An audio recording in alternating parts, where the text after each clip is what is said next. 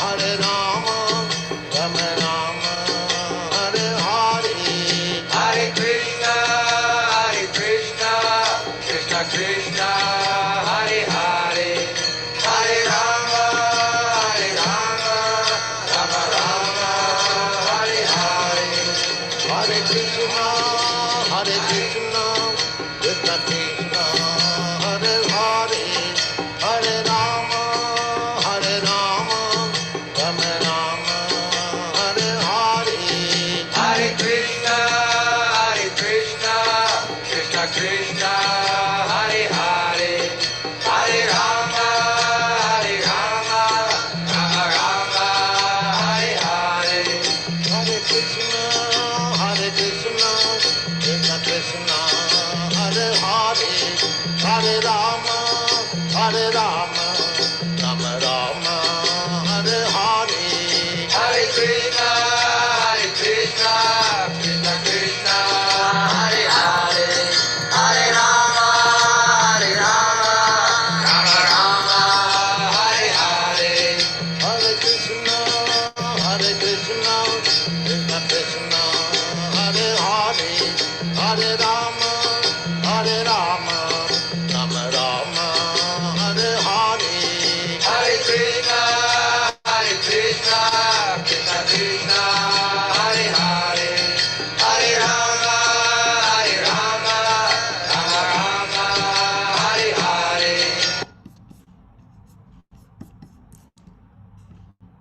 Hare Krishna. Okay, unmute ಮಾಡ್ತೇನೆ. ಹರೇ ಕೃಷ್ಣ. ಹರೇ ಕೃಷ್ಣ. ಹರೇ ಕೃಷ್ಣ. ಹರೇ ಕೃಷ್ಣ. ಹರೇ ಕೃಷ್ಣ. ಹರೇ ಕೃಷ್ಣ. ಹರೇ ಕೃಷ್ಣ. ಹರೇ ಕೃಷ್ಣ. ಹರೇ ಕೃಷ್ಣ. ಹರೇ ಕೃಷ್ಣ. ಹರೇ ಕೃಷ್ಣ. ಹರೇ ಕೃಷ್ಣ. ಹರೇ ಕೃಷ್ಣ. ಹರೇ ಕೃಷ್ಣ. ಹರೇ ಕೃಷ್ಣ. ಹರೇ ಕೃಷ್ಣ. ಹರೇ ಕೃಷ್ಣ. ಹರೇ ಕೃಷ್ಣ. 9 ಗಂಟೆ ಆಯಿತು ಕರೆಕ್ಟಾಗಿ. ಕ್ಲಾಸ್ನ ಶುರು ಮಾಡೋಣ. ಸಮಯ ವ್ಯರ್ಥ ಮಾಡಿದೆ. ದಯವಿಟ್ಟು ನಾನು ನಿಮ್ಮನ್ನೆಲ್ಲ ಅನ್ಮ್ಯೂಟ್ ಮಾಡ್ತೇನೆ, ಯಾಕಂದರೆ ಮಧ್ಯದಲ್ಲಿ ಡಿಸ್ಟರ್ಬ್ ಆಗುತ್ತೆ. ನಿಮ್ಗೆ ಏನಾದರೂ ಚಾಟ್ವಿನ್ ಮೆಸೇಜ್ ಹಾಕ್ಬೋದು. ಏನಾದರೂ ತೊಂದರೆ ಇದ್ದರೆ ನೋಡ್ತಾನೆ, ಅಥವಾ ಅದೇ ವಾಯ್ಸ್ ಕೇಳಿಸ್ತಾ ಇಲ್ಲ ಹಾಗೆ ಏನಾದರೂ ತೊಂದರೆ ಇದ್ದರೆ ದಯವಿಟ್ಟು ಚಾಟ್ ವಿಂಡೋದಲ್ಲಿ ಮೆಸೇಜ್ ಹಾಕ್ಬೋದು, ನಾನು ನೋಡ್ತೇನೆ. ಯಾರ್ಯಾರು ಝೂಮ್ ಲಿಂಕಲ್ಲಿ ಜಾಯ್ನ್ ಆಗಿದ್ದೀರಾ, ಏನಾದರೂ ತೊಂದರೆ ಆದರೆ ಝೂಮ್ ಲಿಂಕಲ್ಲಿ ನೀವು ಯೂಟ್ಯೂಬಲ್ಲಿ ಲೈವ್ ಇದೆ, ನಾನು ಈಗಷ್ಟೇ ಪೋಸ್ಟ್ ಮಾಡಿದ್ದೇನೆ. ದಯವಿಟ್ಟು ಯೂಟ್ಯೂಬಲ್ಲಿ ಲೈವ್ ನೋಡ್ಬೋದು, ತೊಂದರೆ ಏನಾದ್ರು ಆದರೆ ಇಲ್ಲಿ. ಮತ್ತು ಯೂಟ್ಯೂಬಲ್ಲಿ ಲೈವ್ ಹೋಗೋ ಕಾರಣ ನೀವು ಏನಾದರೂ ಮಿಸ್ ಮಾಡಿಕೊಂಡ್ರೆ ಮತ್ತೆ ನೀವು ನಂತರ ನೋಡ್ಬೋದು. So Mangaluru ISKCON Radha Govinda YouTube ಚಾನಲ್ನ ಸಬ್ಸ್ಕ್ರೈಬ್ ಮಾಡಿ ಮತ್ತು ವಿಡಿಯೋಗಳನ್ನು ನೋಡಿ. ಸೊ ಇವತ್ತಿನ ಕ್ಲಾಸ್ನ ಶುರು ಮಾಡೋಣ. ಅದಕ್ಕಿಂತ ಮುಂಚೆ ಎಲ್ಲರಿಗೂ ಸ್ವಾಗತ. ಸೊ ಮೊದಲನೇ ದಿನ ಆದ ಕಾರಣ ಬರ್ತಾನೆ ಇರ್ತಾರೆ, ಜಾಯ್ನ್ ಆಗ್ತಾನೆ ಇರ್ತಾರೆ. ಸೊ ಹಾಗಾಗಿ ಎಲ್ಲರಿಗೂ ಪ್ರೀತಿಯಿಂದ ಸ್ವಾಗತ ಕೋರ್ತಾ ಇದ್ದಾನೆ.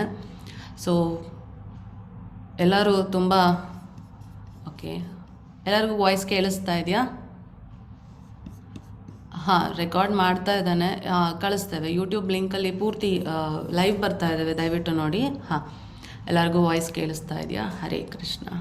ಒಂದು ರಿಕ್ವೆಸ್ಟು, ದಯವಿಟ್ಟು ಎಲ್ಲರೂ ನಿಮ್ಮ ವೀಡಿಯೋಸ್ನ ಆಫ್ ಮಾಡ್ಕೊಳ್ಳಿ ಸದ್ಯಕ್ಕೆ. ಯಾಕಂದರೆ ಪಾಠ ಮಾಡಬೇಕಾದ್ರೆ ಬೇರೆಯವರು ಮೊಬೈಲಲ್ಲಿ ನೋಡಬೇಕಾದ್ರೆ ಅವ್ರಿಗೆ ಬ್ಯಾಂಡ್ವಿಡ್ತ್ ಇಶ್ಯೂ ಇರುತ್ತೆ. ಹಾಗಾಗಿ ಸೊ ದಯವಿಟ್ಟು ನಿಮ್ಮ ವೀಡಿಯೋಗಳನ್ನ ಆಫ್ ಮಾಡ್ಕೊಳ್ಳಿ. ಕ್ವಶನ್ ಆನ್ಸರ್ ಸೆಷನಲ್ಲಿ ನೀವು ಕೇಳ್ಬೋದು. 1 hour ಕ್ಲಾಸ್ ಆದ ತಕ್ಷಣವೇ ಕ್ವಶನ್ ಆನ್ಸರ್ ಸೆಷನ್ ಇರುತ್ತೆ, ಆವಾಗ ನೀವು ವಿಡಿಯೋ ಆನ್ ಮಾಡ್ಬೋದು. ಸೊ ದಯವಿಟ್ಟು ಇವಾಗ ಆಫ್ ಮಾಡ್ಕೊಳ್ಳಿ. ಹಾಂ, ಹರೇ ಕೃಷ್ಣ. ಹರೇ ಕೃಷ್ಣ. ಸೊ ಎಲ್ಲರಿಗೂ ಹರೇ ಕೃಷ್ಣ. ಈ 18 ದಿನಗಳ ಯಜ್ಞಕ್ಕೆ ನಿಮಗೆಲ್ಲ ಸ್ವಾಗತ. ಆಲ್ರೆಡಿ ನೀವೆಲ್ಲ 18 ದಿನ ಯಜ್ಞದಲ್ಲಿ ಪಾಲ್ಗೊಳ್ತೀರಾ ಅಂತ ಹೇಳಿ ಪ್ರಾರ್ಥನೆ ಎಲ್ಲ ಮಾಡಿದ್ದೀರಾ ಮೊನ್ನೆ ಭಾನುವಾರ. ಸೊ ಹಾಗಾಗಿ ಎಲ್ಲರೂ ದೃಢ ಸಂಕಲ್ಪ ಮಾಡಿ ಬಂದಿದ್ದೀರಾ. ಸೊ ನನ್ನ ಹೆಸರು ಮಂಜುಳಾ ಪುಟ್ಟಸ್ವಾಮಿ ಅಂತ, ನಾನು ಬೆಂಗಳೂರವಳು. ಕೃಷ್ಣ ಸೇವೆಯಲ್ಲಿ ಕಳೆದ 6 ವರ್ಷದಿಂದ ಇದ್ದೇನೆ. ಇಸ್ಕಾನ್ ಮಂಗಳೂರು ಜೊತೆಗೇ ನನ್ನ ಪ್ರಯಾಣ ಶುರು ಆಯಿತು ಕೃಷ್ಣ ಪ್ರಜ್ಞೆಯಲ್ಲಿ. ಸೊ ಹಾಗಾಗಿ ಭಗವಂತ ಈ ಭಾಗ್ಯನ ಕೊಟ್ಟಿದ್ದಾರೆ ನಮಗೆ. ಭಗವಂತ ತಿಳಿಸ್ಕೊಟ್ಟಿರೋದನ್ನು ನಿಮಗೆ ತಿಳಿಸ್ಕೊಡೋ ಭಾಗ್ಯನ. ಸೊ ಇದನ್ನು ನಾವು ಆಲ್ರೆಡಿ ಶುರು ಮಾಡಿ 1 ವರ್ಷ ಆಗಿದೆ. ನಾಮನಿಷ್ಠ ದಾಸರ ಸಾರಥಿ ಅವರೇ ನಮಗೆಲ್ಲ. ಅವರ ಮಾರ್ಗದರ್ಶನದ ಮೇಲೆ ಈ ಕ್ಲಾಸಸ್ನ ನಡೆಸ್ತಾ ಇದ್ದೇವೆ. ಸೊ ಇದು ನಮ್ಮದು 16ನೇ ಬ್ಯಾಚ್. ಸೊ ನಿಮಗೆಲ್ಲರಿಗೂ ಸ್ವಾಗತ. ನಿಮ್ಮಂಥ ತುಂಬ ಭಕ್ತಾದಿಗಳು 5 ಲಕ್ಷಕ್ಕಿಂತ ಜಾಸ್ತಿ ಜನ ಈ ಪ್ರಯೋಜನ ಪಡ್ಕೊಂಡಿದ್ದಾರೆ. ಒಂದು ಅಲ್ಲ, ಹಲವಾರು ಭಾಷೆಗಳಲ್ಲಿ ಕ್ಲಾಸಸ್ ನಡೀತಾ ಇದೆ. ಬೇರೆ ಬೇರೆ ಟೈಮ್ಗಳಲ್ಲೆಲ್ಲ ಕ್ಲಾಸ್ ನಡೀತಾ ಇದೆ. ದೊಡ್ಡವ್ರಿಗಲ್ಲದೆ ಮಕ್ಳಿಗೂ ಸಹ ಕ್ಲಾಸಸ್ನ ಮಾಡ್ತಾ ಇದ್ದೇವೆ. ಸೊ ಯಾರ್ಯಾರು ಇನ್ನೂ ರಿಜಿಸ್ಟರ್ ಆಗಲಿಲ್ವೋ, ಯಾರ್ಯಾರಿಗೆ ರಿಜಿಸ್ಟರ್ ಆಗಲಿಕ್ಕೆ ಇಷ್ಟ ಇದೆಯೋ ದಯವಿಟ್ಟು ಅವರಿಗೆಲ್ಲ ತಿಳಿಸ್ಕೊಡಿ. 2 ದಿನಗಳ ಕಾಲ ಅಲೌವ್ ಇರುತ್ತೆ, ಜಾಯ್ನ್ ಆಗ್ಬೋದು. ಮಿಸ್ ಮಾಡ್ಕೊಂಡಿರೋ ಕ್ಲಾಸಸ್ ಯೂಟ್ಯೂಬಲ್ಲಿ ಲೈವ್ ಹೋಗ್ತಾ ಇದೆ. ಸೊ ಹಾಗಾಗಿ ನೀವೆಲ್ಲ ಅಲ್ಲಿ ನೋಡ್ಬೋದು. ಹರೇ ಕೃಷ್ಣ. ಮತ್ತೆ ಬಂದವರಿಗೆಲ್ಲ ಹರೇ ಕೃಷ್ಣ. ಹಾಂ, ಸೊ ಇವತ್ತು ಪ್ರಥಮ ಅಧ್ಯಾಯ. 18 ದಿನಗಳಲ್ಲಿ 18 ಅಧ್ಯಾಯಗಳನ್ನು ಕವರ್ ಮಾಡ್ತೇವೆ. ಸೊ ಈ 18 ಅಧ್ಯಾಯಗಳು ನಮ್ಮ ಜೀವನವನ್ನು ಬದಲಿಸುತ್ತೆ. ನಾವು ಮುಂಚೆ ಇದ್ದ ಹಾಗೆ ಹೀಗಿರ್ಲಿಕ್ಕೆ ಸಾಧ್ಯ ಇಲ್ಲ ಅನ್ನೋ ಮಟ್ಟಿಗೆ ನಿಮಗೆ ವಿಶ್ವಾಸ ಬರುತ್ತೆ ಈ 18 ಅಧ್ಯಾಯಗಳ ಪಾಠವನ್ನು ಕೇಳಿದಾಗ. ಸೊ ಹಾಗಾಗಿ ಎಲ್ಲರೂ ದಯವಿಟ್ಟು ಮನಸ್ಸನ್ನು ಮಾಡಿ ನಿಮ್ಮ ಅಮೂಲ್ಯವಾದ ಸಮಯವನ್ನು 18 ದಿನಗಳು ಎತ್ತಿಟ್ಬಿಡಿ, ಭಗವಂತನಿಗೋಸ್ಕರ, ನಮಗೋಸ್ಕರ ಅಂತ ಹೇಳ್ತಾ ಇವತ್ತಿನ ಕ್ಲಾಸ್ನ ಶುರು ಮಾಡೋಣ. ಕ್ಲಾಸ್ನ ಶುರು ಮಾಡಲಿಕ್ಕಿಂತ ಮುಂಚೆ ನಾವು ಪ್ರಾರ್ಥನೆಯನ್ನು ಸಲ್ಲಿಸ್ತೇವೆ. ಯಾರಿಗೆ ಅಂದರೆ ನಮ್ಮ ಗುರುಗಳಿಗೆ, ಭಗವಂತನಿಗೆ. ಏನಕ್ಕಂದರೆ ನಾವು ಮಾಡೋ ಪಾಠ, ನಾವು ನಿಮಗೆ ಏನಂತ ತಿಳಿಸ್ಕೊಡ್ತಾ ಇದ್ದೀವಿ, ಕೃಷ್ಣ ಏನು ಹೇಳ್ತಾ ಇದ್ದಾರೋ ಅದನ್ನು ತಿಳಿಸ್ಕೊಡ್ತಾ ಇದ್ದಾವೆ. ಅದನ್ನೆಲ್ಲ ನಾವು ಗುರುಗಳಿಂದ ತಿಳಿದಿದ್ದು. ಸೊ ಗುರುಗಳಿಗೆ ಆಶೀರ್ವಾದನ ಸಲ್ಲಿಸಬೇಕು. ಸೊ ಅವರಿಗೆ ಆಶೀರ್ವಾದನ ಸಲ್ಲಿಸ್ತಾ ಭಗವಂತನ ಆಶೀರ್ವಾದನ ಪಡ್ಕೊಂಡು ಕ್ಲಾಸ್ನ ಶುರು ಮಾಡ್ತೇವೆ. ಹಾಗಾಗಿ ಪ್ರಣಾಮ ಮಂತ್ರನ ಹೇಳ್ತೇನೆ, ನೀವು ಜೊತೆಗೆ ಹೇಳ್ಬೋದು. ನಿಮಗೆ PDF ಸಿಗುತ್ತೆ, ಕ್ಲಾಸದ್ದು PDF ಎಲ್ಲ. ಸೊ ನೀವು ಪ್ರಣಾಮ ಮಂತ್ರನ ಕಲಿಬೋದು. ಓಂ ನಮೋ ಭಗವತೆ ವಾಸುದೇವಾಯ. ಓಂ ನಮೋ ಭಗವತೆ ವಾಸುದೇವಾಯ. ಓಂ ನಮೋ ಭಗವತೆ ವಾಸುದೇವಾಯ. ಓಂ ಅಜ್ಞಾನತಿಮಿರಾಂಧಸ್ಯ ಜ್ಞಾನಾಂಜನಶಲಾಕಯ ಚಕ್ಷುರ್ನಿತಂ ಯೇನ ತಸ್ಮೈ ಶ್ರೀಗುರುವೇ ನಮಃ. ಶ್ರೀಚೈತನ್ಯಮನೋಭೀಷ್ಟಂ ಸ್ಥಾಪಿತಂ ಯೇನ ಭೂತಲೆ ಸ್ವಯಂ ರೂಪ ಕಥಾ ಮಾಯಂ ದದಾತಿ ಸ್ವದಾನಿತಂ. ವಂದೇಹಂ ಶ್ರೀಗುರು ಶ್ರೀಯುತ ಪದಕಮಲಂ ಶ್ರೀಗುರುಂ ವೈಷ್ಣವಾಂಶ್ಚ ಶ್ರೀರೂಪಂ ಸಾಗ್ರಜಾತಂ ಸಹಗಣ ರಘುನಾಥ್ವಿತಾಂ ತಂ ಸಜೀವಂ ಸಾದ್ವೈತಂ ಸಾವಧೂತಂ ಪರಿಜನಸಹಿತಂ ಕೃಷ್ಣ ಚೈತನ್ಯದೇವಂ ಶ್ರೀರಾಧಾ ಕೃಷ್ಣಪಾದಾನ್ ಸಹಗಣ ಲಲಿತಾ ಶ್ರೀ ವಿಶಾಖಾನ್ವಿತಾಂಶ್ಚ. ಹೇ ಕೃಷ್ಣ ಕರುಣಾ ಸಿಂಧು ದೀನಬಂಧು ಜಗತ್ಪತೆ ಗೋಪೇಶ ಗೋಪಿಕಾ ಕಾಂತ ರಾಧಾಕಾಂತ ನಮೋಸ್ತುತೆ. ತಪ್ತ ಕಾಂಚನ ಗೌರಾಂಗಿ ರಾಧೆ ವೃಂದಾವನೇಶ್ವರಿ ವೃಷಭಾನುಸುತೆ ದೇವಿ ಪ್ರಣಮಾಮಿ ಹರಿಪ್ರಿಯೆ. ವಾಂಛಕಲ್ಪತರುಭ್ಯಶ್ಚ ಕೃಪಾ ಸಿಂಧುಭಯೈವ ಚ ಪತಿತಾನಾಂ ಪಾವನೇಭ್ಯೋ ವೈಷ್ಣವೇಭ್ಯೋ ನಮೋ ನಮಃ. ಓಂ ನಮೋ ವಿಷ್ಣುಪಾದಾಯ ಕೃಷ್ಣಪ್ರೇಷ್ಠಾಯ ಭೂತಲೆ ಶ್ರೀಮತೆ ಭಕ್ತಿವೇದಾಂತ ಸ್ವಾಮಿನ್ನಿತಿ ನಾಮಿನೆ. ನಮಸ್ತೆ ಸಾರಸ್ವತೆ ದೇವೆ ಗೌರವಾಣಿ ಪ್ರಚಾರಿಣೆ ನಿರ್ವಿಶೇಷ ಶೂನ್ಯವಾದಿ ಪಾಶ್ಚಾತ್ಯ ದೇಶತಾರಿಣೆ. ಶ್ರೀಕೃಷ್ಣ ಚೈತನ್ಯ ಪ್ರಭು ನಿತ್ಯಾನಂದ ಶ್ರೀ ಅದ್ವೈತ ಗದಾಧಾರ ಶ್ರೀವಾಸಾದಿ ಗೌರಭಕ್ತವೃಂದ.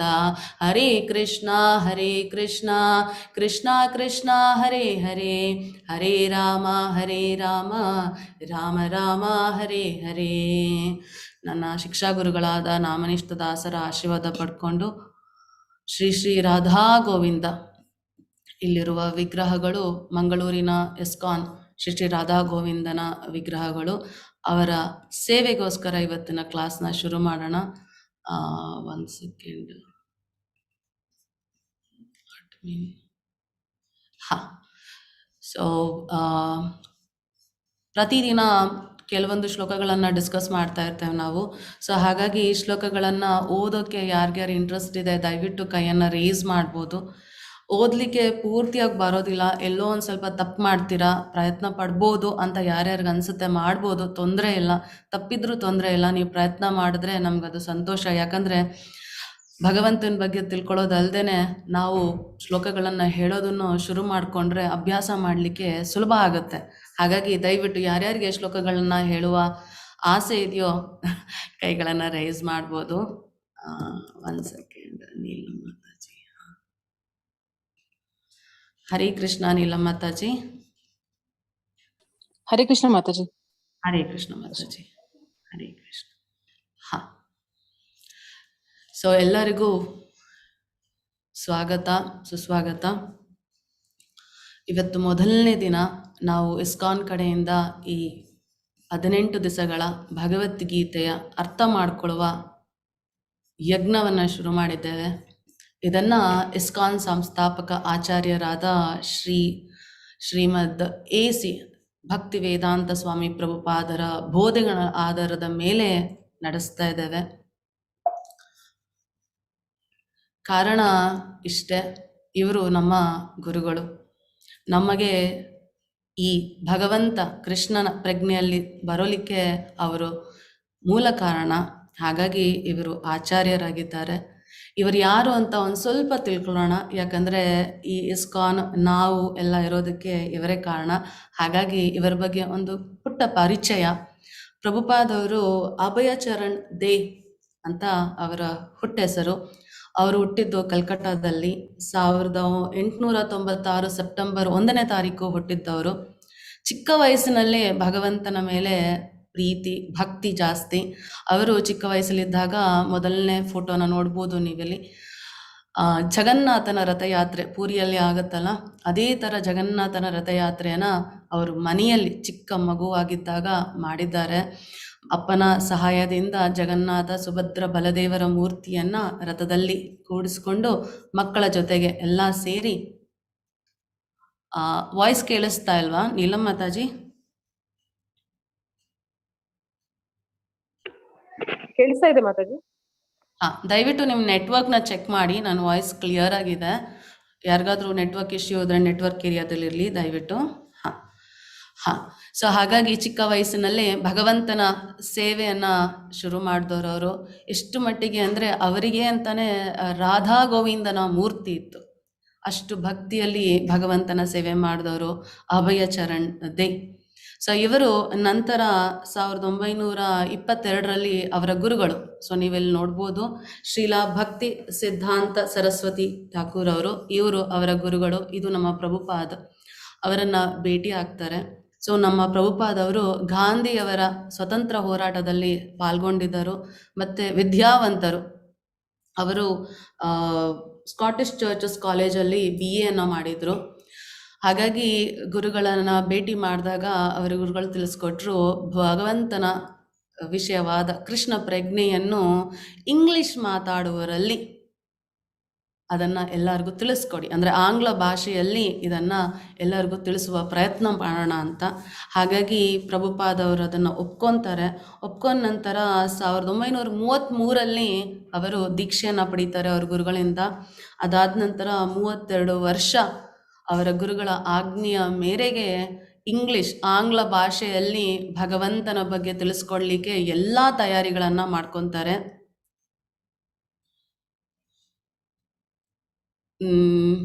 ದಯವಿಟ್ಟು ಕ್ಷಮಿಸಿ, ಯಾರಿಗಾದ್ರೂ ವಾಯ್ಸ್ ಪ್ರಾಬ್ಲಮ್ ಇದ್ದರೆ ಚೆಕ್ ಮಾಡಿ. ಒಬ್ಬರು ಇಬ್ಬರಿಗಿದ್ರೆ ಅಂದರೆ ಫಾರ್ ಶ್ಯೂರ್ ನಿಮ್ಮದು ನೆಟ್ವರ್ಕ್ ಇಶ್ಯೂ ಇರ್ಬೋದು. ಹರೇ ಕೃಷ್ಣ. ಹರೇ ಕೃಷ್ಣ ಮಾತಾಜಿ. ವಾಯ್ಸ್ ಎಲ್ಲ ಕ್ಲಿಯರ್ ಇದೆ ಮಾತಾಜಿ. ಮಾತಾಜಿ, ಇಲ್ಲಿ ಸ್ವಲ್ಪ ಜನ ಸುಷ್ಮಾ ಮಾತಾಜಿ, ಸಂಧ್ಯಾ ಮಾತಾಜಿ, ಸುನಿಲ್ ಕುಮಾರ್. ದಯವಿಟ್ಟು ನೆಟ್ವರ್ಕ್ ಏರಿಯಾಗೆ ಬನ್ನಿ. ನನ್ನ ವಾಯ್ಸ್ ಕ್ಲಿಯರ್ ಇದೆ. ಓಕೆ, ಹರೇ ಕೃಷ್ಣ, ಧನ್ಯವಾದಗಳು. ಸೊ ಹಾಗಾಗಿ 32 ವರ್ಷ ಎಲ್ಲ ಸಿದ್ಧತೆಗಳನ್ನು ಮಾಡ್ಕೊತಾರೆ. ಅದಾದ ನಂತರ ಭಾರತದಲ್ಲಿಯೇ ಭಗವಂತನ ಬಗ್ಗೆ ಎಲ್ಲರಿಗೂ ತಿಳಿಸೋಕ್ಕೋಸ್ಕರ ತಮ್ಮ ಭಕ್ತಿ ಸೇವೆಯನ್ನು ಶುರು ಮಾಡ್ತಾರೆ. ಎಲ್ಲವನ್ನೂ ಪ್ರಯತ್ನ ಪಡ್ತಾರೆ. ನ್ಯೂಸ್ ಪೇಪರು ಮತ್ತು ದೊಡ್ಡವರನ್ನೆಲ್ಲ ಭೇಟಿ ಮಾಡ್ತಾರೆ. ಭಗವಂತನ ಬಗ್ಗೆ ಪ್ರಚಾರ ಮಾಡಲಿಕ್ಕೆ ಪ್ರಯತ್ನ ಪಡ್ತಾರೆ. ಆದರೆ ಅಷ್ಟರ ಮಟ್ಟಿಗೆ ಅವರು ಸಾಧಿಸಲಿಕ್ಕೆ ಆಗೋದಿಲ್ಲ.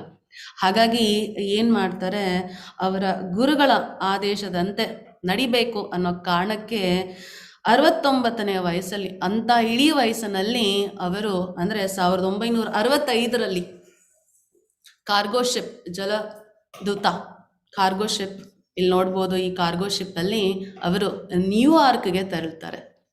ಕಾರಣ ಇಷ್ಟೇ, ಯಾಕಂದರೆ ಆಗಿನ ಕಾಲದಲ್ಲಿ ಏನಾಗ್ತಾ ಇತ್ತು ಅಂದರೆ ಭಾರತೀಯರೆಲ್ಲರೂ ಪಾಶ್ಚಾತ್ಯ ದೇಶದ ಮೋಹಕ್ಕೆ ಮುಳುಗ್ಬಿಟ್ಟಿದ್ವಿ. ಯಾಕಂದರೆ ಅಮೇರಿಕಾ ಅನ್ನೋದು ದೊಡ್ಡಣ್ಣ ದೇಶ ಆಗಿಬಿಟ್ಟಿತ್ತು. ಅವ್ರೇನು ಮಾಡಿದ್ರು ಅದನ್ನು ಅನುಸರಿಸಿ ಬದುಕ್ತಿದ್ದವರು ಭಾರತೀಯರಾಗಿದ್ದರು. ಹಾಗಾಗಿ ಪ್ರಭುಪಾದರು ಏನು ಯೋಚನೆ ಮಾಡಿದ್ರು ಅಂದರೆ ಗುರುಗಳ ಆಜ್ಞೆಯನ್ನು ಪಾಲಿಸ್ಬೇಕಲ್ವ, ಅವರಿಗೆ ಅಂತ ಗುರುಗಳು ಕರ್ತವ್ಯವನ್ನು ಕೊಟ್ಟಿದ್ದಾರೆ, ಪಾಲಿಸ್ಬೇಕನ್ನೋ ಕಾರಣ ಏನು ಮಾಡಿದ್ರು, ನ್ಯೂಯಾರ್ಕಿಗೆ ಹೋಗೋಣ ಅಂತ ಡಿಸೈಡ್ ಮಾಡಿದ್ರು. ನ್ಯೂಯಾರ್ಕಿಗೆ ಹೋಗಬೇಕಾದ್ರೆ ಅಲ್ಲಿನ ಜನಕ್ಕೆ ನಾನು ಭಗವಂತನ ಬಗ್ಗೆ ತಿಳಿಸ್ಕೊಟ್ಟಾಗ, ಕೃಷ್ಣ ಪ್ರಜ್ಞೆಯನ್ನು ಅವರಲ್ಲಿ ಬರೆಸಿದಾಗ ಅವರನ್ನು ನೋಡಿ ಭಾರತೀಯರು ಕಲಿತಾರೆ. ಯಾಕಂದರೆ ನಾವು ಆಲ್ರೆಡಿ ಅವರನ್ನು ನೋಡಿ ಅನುಸರಿಸ್ತಾ ಇದ್ವಿ. ಯಾವಾಗ ಅವರು ಅಂದರೆ ಪಾಶ್ಚಾತ್ಯ ದೇಶದವರು ಭಗವಂತನ ಭಕ್ತರಾಗ್ತಾರೋ ಅದನ್ನು ನೋಡಿ ಭಾರತೀಯರು ಸಹ ಭಕ್ತರಾಗ್ತಾರೆ ಅನ್ನೋ ಕಾರಣಕ್ಕೆ ಪ್ರಭುಪಾದವರು ನ್ಯೂಯಾರ್ಕಿಗೆ ತೆರಳ್ತಾರೆ. ನ್ಯೂಯಾರ್ಕಿಗೆ ತೆರಳಬೇಕಾದ್ರೆ 35 ದಿನಗಳ ಕಾಲ ಆ ಜಲದೂತ ಕಾರ್ಗೋ ಶಿಪ್ ಅದರಲ್ಲಿ ಜರ್ನಿ ಮಾಡ್ತಾರೆ. ಅವರಿಗೆ 2 ಸರಿ ಹಾರ್ಟ್ ಅಟ್ಯಾಕ್ ಆಗುತ್ತೆ. ಆದರೂ ಸಹ ಭಗವಂತನ ಮೇಲೆ ಧೈರ್ಯ ಇಟ್ಟು ಭಗವಂತನ ಶಕ್ತಿಯಿಂದ ನ್ಯೂಯಾರ್ಕ್ನ ತಲುಪ್ತಾರೆ. ಅವರು ತಲುಪಿದಾಗ ನ್ಯೂಯಾರ್ಕ್ನ ಸ್ಥಿತಿ ಹೇಗಿತ್ತು ಅಂದರೆ, ದೇಶ ಯುದ್ಧ ಮಾಡೋದ್ರಲ್ಲಿ ತಲ್ಲಣ ಆಗಿತ್ತು. ಆ ದೇಶದ ಯುವಜನತೆ ಏನು ಮಾಡಬೇಕು ಅಂತ ಗೊತ್ತಿಲ್ಲ, ಸರ್ಕಾರದ ವಿರುದ್ಧ ಇದ್ದರು. ಹಾಗಾಗಿ ಏನು ಮಾಡಬೇಕು ಅಂತ ತಿಳಿದ ಕಾರಣ ಎಲ್ಲರೂ ಸುಖಕ್ಕೆ ಸಿಕ್ಕಾಕೊಂಡಿದ್ರು. ಯಾವ ಸುಖಕ್ಕೆ? ದೇಹದ ಸುಖಕ್ಕಷ್ಟೇ. ಸೊ ಡ್ರಿಂಕ್ಸ್, ಮನಸ್ಸಿಗೆ ಬಂದಂಥ ಬಟ್ಟೆಗಳನ್ನು ಹಾಕೋದು, ಮದ್ಯಪಾನ ಮಾಡೋದು, ಧೂಮಪಾನ ಮಾಡೋದು, ಮತ್ತು ಜೀವನದಲ್ಲಿ ಎಲ್ಲವನ್ನ ಬಿಟ್ಟು ಭಗವಂತನ ಸೇವೆ ಅಥವಾ ಭಗವಂತ ಅನ್ನೋದೂ ಸಹ ಮರೆತುಬಿಟ್ಟು ಏನು ಮಾಡ್ತಾಯಿದ್ರು ಅಂದರೆ ತಮ್ಮ ಜೀವನನ ವ್ಯರ್ಥ ಮಾಡ್ಕೊತಾ ಇದ್ರು. ಅವರನ್ನು ಹಿಪ್ಪೀಸ್ ಅಂತ ಕರೀತಾಯಿದ್ರು. ಪ್ರಭುಪಾದರು ಅಲ್ಲಿ ಭೇಟಿಯಾದಾಗ ಅಲ್ಲಿ ಹರೇ ಕೃಷ್ಣ ಮಹಾಮಂತ್ರದ ಬಲದಿಂದ ಮತ್ತು ಅವರು 32 ವರ್ಷ ತಯಾರಿ ಮಾಡ್ಕೊಂಡಿದ್ರಲ್ಲ ಅದರಿಂದ ಇಂಗ್ಲೀಷಲ್ಲಿ ಅವರಿಗೆಲ್ಲ ಭಗವಂತನ ಬಗ್ಗೆ ತಿಳಿಸ್ಕೊಟ್ರು. ಎಷ್ಟರ ಮಟ್ಟಿಗೆ ಪ್ರಭುಪಾದ ಆಚಾರ್ಯರು ಅಂತ ಕರೀತಾರೆ ಅವರನ್ನು. ಅವರು ಗುರುಗಳಷ್ಟೇ ಅಲ್ಲ, ಆಚಾರ್ಯರು. ಅವರ ಪ್ರಚಾರ ಭಗವಂತನ ಬಗ್ಗೆ ಅವರು ಮಾಡಿದ ಪ್ರವಚನ ಎಷ್ಟು ಮಟ್ಟಿಗೆ ಆ ಜನಗಳನ್ನು ಬದಲಾಯಿಸ್ತು ಅಂದರೆ, ಹಿಪ್ಪೀಸ್ ಎಲ್ಲ ಹ್ಯಾಪಿಗಳಾಗ್ಬಿಟ್ರು. ಆ ಸರ್ಕಾರಕ್ಕೆ ತಲೆನೋವಾಗಿತ್ತು, ಹೇಗಪ್ಪ ಯುವಜನತೆ ಎಲ್ಲ ಹೀಗೆ ಹಾಳಾಗ್ತಾ ಇದೆ ಅಂತ. ಅವರಿಗೆಲ್ಲ ಪ್ರಭುಪಾದವರು ಹ್ಯಾಪಿಗಳನ್ನು ಮಾಡಿದ್ರು. ಕೃಷ್ಣ ಯಾರು, ರಾಮ ಯಾರು ಅಂತ ಗೊತ್ತಿಲ್ಲದೆ ಹೋಗಿರೋ ಜನ ಹರೇ ಕೃಷ್ಣ ಕೃಷ್ಣ ಕೃಷ್ಣ ಹರೇ ಹರೇ, ಹರೇ ರಾಮ ರಾಮ ರಾಮ ಹರೇ ಹರೇ ಅನ್ನುವ ಮಟ್ಟಿಗೆ ಅವರ ಜೀವನವನ್ನು ಬದಲಾಯಿಸ್ಕೊಂಡ್ರು. ಎಲ್ಲರೂ ಹ್ಯಾಪಿಗಳಾದರು. ಸೊ ಹಾಗಾಗಿ ಆ ಸರ್ಕಾರ ಕರೆದು ಪ್ರಭುಪಾದರಿಗೆ ಧನ್ಯವಾದಗಳನ್ನು ತಿಳಿಸಿದ್ರು. ಅದಾದ ನಂತರ ಈ ಸಂಘಟನೆ ಇಸ್ಕಾನ್ ಕೃಷ್ಣ ಪ್ರಜ್ಞೆ international society of Krishna consciousness ಅಂತ ಸ್ಥಾಪನೆ ಆದಾಗ ಬೇರೆಲ್ಲ ದೇಶಗಳಲ್ಲೂ ಇದರ ಪ್ರಚಾರ ಶುರುವಾಯಿತು. ದೊಡ್ಡ ದೊಡ್ಡ ಜನತೆ ಯಾರ್ಯಾರು ಹೆಸರು ಮಾಡಿದ್ರು ಅವರೆಲ್ಲ ಇಸ್ಕಾನಿಗೆ ಸೇರ್ಲಿಕ್ಕೆ ಶುರು ಆದರು. ನೀವಿಲ್ಲಿ ನೋಡ್ಬೋದು ಬೀಟಲ್ಸ್, ಇದು ಮ್ಯೂಸಿಕ್ ಗ್ರೂಪು, ತುಂಬ famous music group.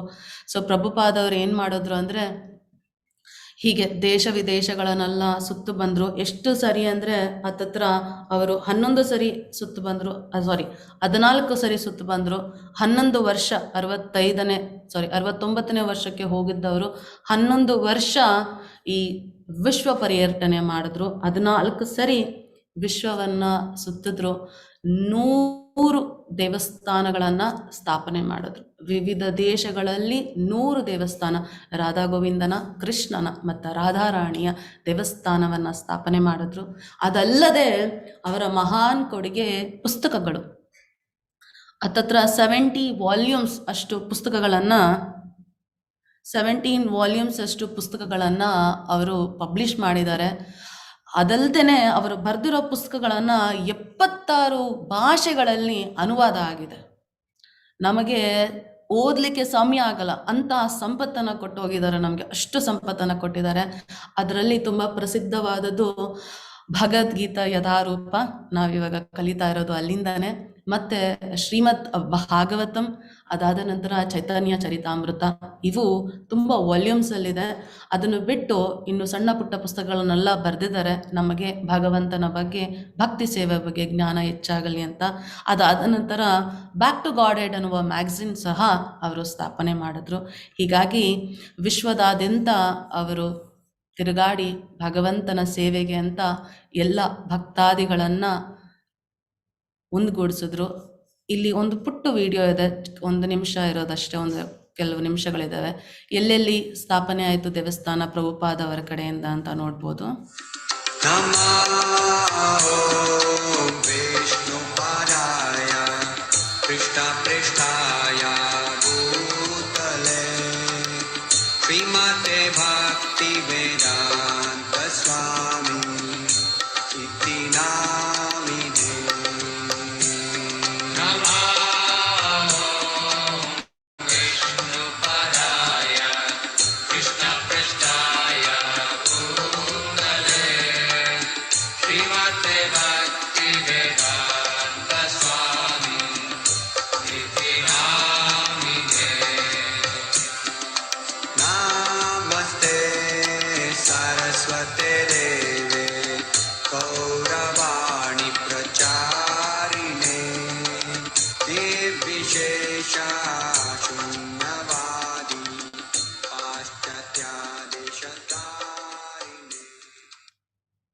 Hare Krishna. So ಇದು ಪ್ರಭುಪಾದರ ಕಿರುಪರಿಚಯ. ಇವರು ನಮ್ಮನ್ನು 1977 ನವೆಂಬರ್ 14ನೇ ತಾರೀಕು ನಮ್ಮನ್ನು ಅಗಲಿದ್ದಾರೆ. ಆದರೆ ಇವರ ಪುಸ್ತಕ ರೂಪದಲ್ಲಿ ಇವರು ಮಾಡಿದ ಪ್ರವಚನ ಮತ್ತು ಇವರ ನಮಗೆ ತಿಳಿಸ್ಕೊಟ್ಟ ಎಲ್ಲ ಜ್ಞಾನದಲ್ಲೂ ಅವರು ಜೀವಂತವಾಗಿದ್ದಾರೆ. ಅವರು ಹೇಳಿದ ಸೇವೆಗಳನ್ನೇ ಅವರ ಅನುಯಾಯಿಗಳಾದ ನಾವೆಲ್ಲರೂ ಮಾಡ್ತಾ ಇದ್ದೇವೆ. ಹಾಗಾಗಿ ಇದೇ ರಾಧಾ ಗೋವಿಂದನ ಸೇವೆಗಂತ ನಾವು ಮತ್ತೆ ಈ ಕ್ಲಾಸಸ್ನ ಶುರು ಮಾಡಿದ್ದೇವೆ. ನಾಮನಿಷ್ಠ ದಾಸರು ಇವರು ಇಸ್ಕಾನ್ ಮಂಗಳೂರು ರಾಧಾ ಗೋವಿಂದ ದೇವಸ್ಥಾನದ ಅಧ್ಯಕ್ಷರು. ಇವರು IIT ಕಾನ್ಪುರಿಂದ BTech ಮಾಡಿದ್ದಾರೆ. ಭಗವಂತನ ಸೇವೆಯಲ್ಲಿ ಮಂಗಳೂರಲ್ಲೇ ನೆಲೆಸಿದ್ದಾರೆ. ಇದು ಮಂಗಳೂರು ದೇವಸ್ಥಾನದ ಅಡ್ರೆಸ್. ದಯವಿಟ್ಟು ಯಾರು ಮಂಗಳೂರಲ್ಲಿದ್ದರೆ ಭೇಟಿ ನೀಡಿ ಒಮ್ಮೆ ನಮ್ಮ ಗುರುಗಳನ್ನು ಭೇಟಿ ಮಾಡ್ಬೋದು. ಯಾರು ಮಂಗಳೂರಿಗೆ ಬರುವ ಪ್ಲಾನ್ ಇದ್ದರೆ ದಯವಿಟ್ಟು ಎಲ್ಲರೂ ಬರಬೇಕು ಅಂತ ಕೋರ್ತೇನೆ. ಸೊ ಈಗ ಭಗವದ್ಗೀತೆ ಕ್ಲಾಸನ್ನು ಶುರು ಮಾಡೋಣ. ಒಂದು ಕಿರುಪರಿಚಯನ ತಿಳಿಸ್ಕೊಟ್ವಿ. ಸೊ ಭಗವದ್ಗೀತೆ ಏನಕ್ಕೆ ಭಗವದ್ಗೀತೆ? ಸೊ ನಮ್ಮಲ್ಲಿ ಎಲ್ಲರಲ್ಲೂ ಭಗವದ್ಗೀತೆ ಇದೆ. ಎಲ್ಲಿಗಿದೆ ಅಂದರೆ ಭಗವಂತನ ಪೂಜಾ ಸ್ಥಾನವಾದ ದೇವರ ಮನೆಯಲ್ಲಿ ಇಟ್ಟಿರ್ತೇವೆ. ಅದಕ್ಕೆ ದಿನ ಪೂಜೆ ಮಾಡ್ತೇವೆ. ಅದು ಯಾವುದೇ ಕಾರಣಕ್ಕೂ ಓದಿರೋದಿಲ್ಲ. ಓದಿದ್ರೂ ಎಷ್ಟೋ ಜನ ಪೂರ್ತಿ ತಿಳ್ಕೊಂಡಿರಲ್ಲ. ಸ್ವಲ್ಪ ಓದಿರ್ತಾರೆ ಅಥವಾ ಅಲ್ಪ ಸ್ವಲ್ಪ ಅಲ್ಲಿ ಇಲ್ಲಿ ತಿಳಿದಿರ್ತಾರೆ. ಕೆಲವೊಂದು ಶ್ಲೋಕಗಳು ಗೊತ್ತಿರುತ್ತೆ. ಆದರೆ ಭಗವದ್ಗೀತೆ ಪ್ರತಿಯೊಬ್ಬರೂ ಓದಬೇಕಾಗಿರುವ ದಿವ್ಯ ಗ್ರಂಥ. ಅದನ್ನು ನಾವೆಲ್ಲ ಅರ್ಥ ಮಾಡ್ಕೋಬೇಕು. ಆ ಅರ್ಥ ಮಾಡ್ಕೊಳ್ಳಿಕ್ಕೋಸ್ಕರ ಅಂತಲೇ ನಾವು ಈ 18 ದಿವಸಗಳ ಕ್ಲಾಸನ್ನು ಶುರು ಮಾಡಿದ್ದೇವೆ. ಸೊ ಭಗವದ್ಗೀತೆ ನಮ್ಮೆಲ್ಲ ಸಮಸ್ಯೆಗಳಿಗೆ ಉತ್ತರಗಳನ್ನು ಹೊಂದಿರುವ ಮಹಾಕಾವ್ಯವಾಗಿದೆ. ಸೊ ಈ ಕಾವ್ಯ ನಾವು ತಿಳಿದಷ್ಟು ನಮಗೆ ಜೀವನ ಹೇಗೆ ಸಾಗಿಸೋದು ಅಂತ ಗೊತ್ತಾಗುತ್ತೆ. ಇದನ್ನು ಮಹಾತ್ಮ ಗಾಂಧಿಯವರು ಆಧ್ಯಾತ್ಮಿಕ ನಿಘಂಟು ಅಂದರೆ ಸ್ಪಿರಿಚುವಲ್ ಡಿಕ್ಷನರಿ ಅಂತ ಪರಿಗಣಿಸಿದರು. ಮತ್ತು ಪ್ರಪಂಚದ ಅನೇಕ ನಾಯಕರು ಸ್ಫೂರ್ತಿಯಾಗಿ ಈ ಪುಸ್ತಕವನ್ನು ಬಳಸ್ಕೊಂಡಿದ್ದಾರೆ. ಅದರಲ್ಲಿ ನಮ್ಮ ಮಹಾತ್ಮ ಗಾಂಧಿಯವರು ಏನು ಹೇಳಿದ್ರು ಅಂದರೆ, ಗೀತಾ ಅಧ್ಯಯನ ಮಾಡುವವರಿಗೆ ಅದರಿಂದ ದಿನನಿತ್ಯ ನವೋಲ್ಲಾಸ ಮತ್ತು ನವನವೀನ ಅರ್ಥಗಳು ಹೊರಹೊಮ್ಮುತ್ತವೆ. ನೀವೆಷ್ಟು ಸರಿ ಭಗವದ್ಗೀತನ ಓದ್ತಿರೋ, ನೀವು ಯಾವ ಪರಿಸ್ಥಿತಿಲಿ ಇರ್ತೀರೋ ಆ ಪರಿಸ್ಥಿತಿಗೆ ತಕ್ಕಂತೆ ನಿಮಗೆ ಭಗವದ್ಗೀತೆ ಅರ್ಥ ಆಗತ್ತೆ. ಸೊ ಇಲ್ಲಿ ನಮ್ಗೆ ಗೊತ್ತಿರೋರು ಆಲ್ಬರ್ಟ್ ಐನ್ಸ್ಟೈನ್, ತುಂಬ ಫೇಮಸ್ ಸೈಂಟಿಸ್ಟ್, ಅವರೂ ಸಹ ಭಗವದ್ಗೀತೆನ ಓದಿದ್ದಾರೆ. ಅವ್ರೇನು ಹೇಳಿದ್ದಾರೆ ಅಂದರೆ, ನಾನು ಭಗವದ್ಗೀತೆಯನ್ನು ಓದಿದಾಗ ಮತ್ತು ದೇವರು ಈ ಬ್ರಹ್ಮಾಂಡವನ್ನು ಹೇಗೆ ಸೃಷ್ಟಿಸಿದನೆಂದು ತಿಳಿದಾಗ ಉಳಿದಂತೆ ಎಲ್ಲವೂ ಅತಿಯಾದದ್ದು ಅಂತ ತೋರುತ್ತದೆ. ಅಂದರೆ ಅಂಥ ಸೈಂಟಿಸ್ಟಿಗೂ ಸಹ ಭಗವಂತನ ಸೃಷ್ಟಿ ಅಲೌಕಿಕವಾದದ್ದು ಅಂತ ಅರ್ಥ ಆಗಿದೆ. ಸೊ ನಾವು ಅದನ್ನು ಅರ್ಥ ಮಾಡಿಕೊಳ್ಳಿಕ್ಕೆ ಪ್ರಯತ್ನ ಪಡೋಣ. ಈ ಭಗವದ್ಗೀತೆ ಯಥಾರೂಪ ನಾನು ಆಲ್ರೆಡಿ ನಿಮಗೆ ಸ್ಟಾರ್ಟಿಂಗಲ್ಲೇ ತಿಳಿಸ್ಕೊಟ್ಟೆ. ಪ್ರಭುಪಾದ್ ಅವರ ಮಾರ್ಗದರ್ಶನದ ಮೇರೆಗೆ ನಾವು ಇದನ್ನು ತಿಳ್ಕೊಳ್ಳಿಕ್ಕೆ ಪ್ರಯತ್ನ ಪಡ್ತೇವೆ. ಯಾಕಂದರೆ ಭಗವದ್ಗೀತೆ, ಇಸ್ಕಾನಿಂದ ಪಬ್ಲಿಷ್ ಆಗಿರೋ ಭಗವದ್ಗೀತೆಗೆ ಭಗವದ್ಗೀತೆ ಯಥಾರೂಪ ಅಂತ ಹೆಸರಿದೆ. ಯಥಾರೂಪ ಅಂದರೆ ಭಗವಂತ ಕೃಷ್ಣ ಏನು ಹೇಳಿದ್ರೋ ಅದನ್ನೇ ಪ್ರಭುಪಾದವರು ಹೇಳಿದ್ದಾರೆ, ಅದನ್ನೇ ಪ್ರಭುಪಾದರ ಶಿಷ್ಯರಾದ ನಾವು ಸಹ ಅದನ್ನೇ ಹೇಳ್ತೀವಿ. ಅದಕ್ಕೆ ಯಥಾರೂಪ ಅಂತ ಹೆಸರು. ಸೊ ಯಥಾರೂಪ ಅಂತ ಬಂದಾಗ ನಮಗೆ ಮೂಲದಿಂದ ಏನು ಬಂತೋ ಅದನ್ನೇ ನಾವು ಹೇಳೋಕ್ಕೆ ಕಾರಣ, ಯಾವುದೇ ಮನಸ್ಸಿಗೆ ಬಂದ ಮಾತುಗಳಾಗಲಿ, ಬೇರೆಯವರಿಗೆ ಇಷ್ಟ ಆಗಲಿ, ಅಥವಾ ನಮ್ಮ ಆಲೋಚನೆಗೆ ಬಂದದ್ದನ್ನು ಹೇಳುವಂಥ ಕೆಲಸ ಆಗೋದಿಲ್ಲ. ಹಾಗಾಗಿ ಭಗವದ್ಗೀತೆ ಯಥಾರೂಪ ಅನ್ನೋದು ನಮಗೆ ಇಲ್ಲಿಗೆ ತುಂಬ ಮುಖ್ಯವಾಗುತ್ತೆ. ಅದಾದ ನಂತರ ಗುರು ಪರಂಪರೆ ನಾವು ಹೇಳಿದ್ವಿ, ಕೃಷ್ಣ ಏನು ಹೇಳಿದ್ರೋ ಅದನ್ನೇ ನಾವು ನಿಮಗೆ ತಿಳಿಸ್ಕೊಡ್ತೇವೆ ಅಂತ.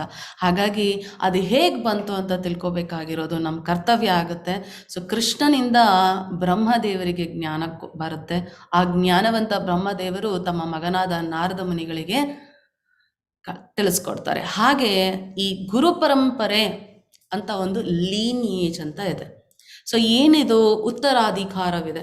ಸೊ ನೀವೀಗ ಯಾವುದಾದ್ರು ಒಂದು ಮೊಬೈಲಲ್ಲಿ ಡೇಟಾ ಟ್ರಾನ್ಸ್ಫರ್ ಮಾಡಬೇಕಂದ್ರೆ ನಿಮಗೊಂದು ಚಾರ್ಜರ್ ಇರುತ್ತೆ ಅಥವಾ ಕನೆಕ್ಟರ್ ಇರುತ್ತೆ.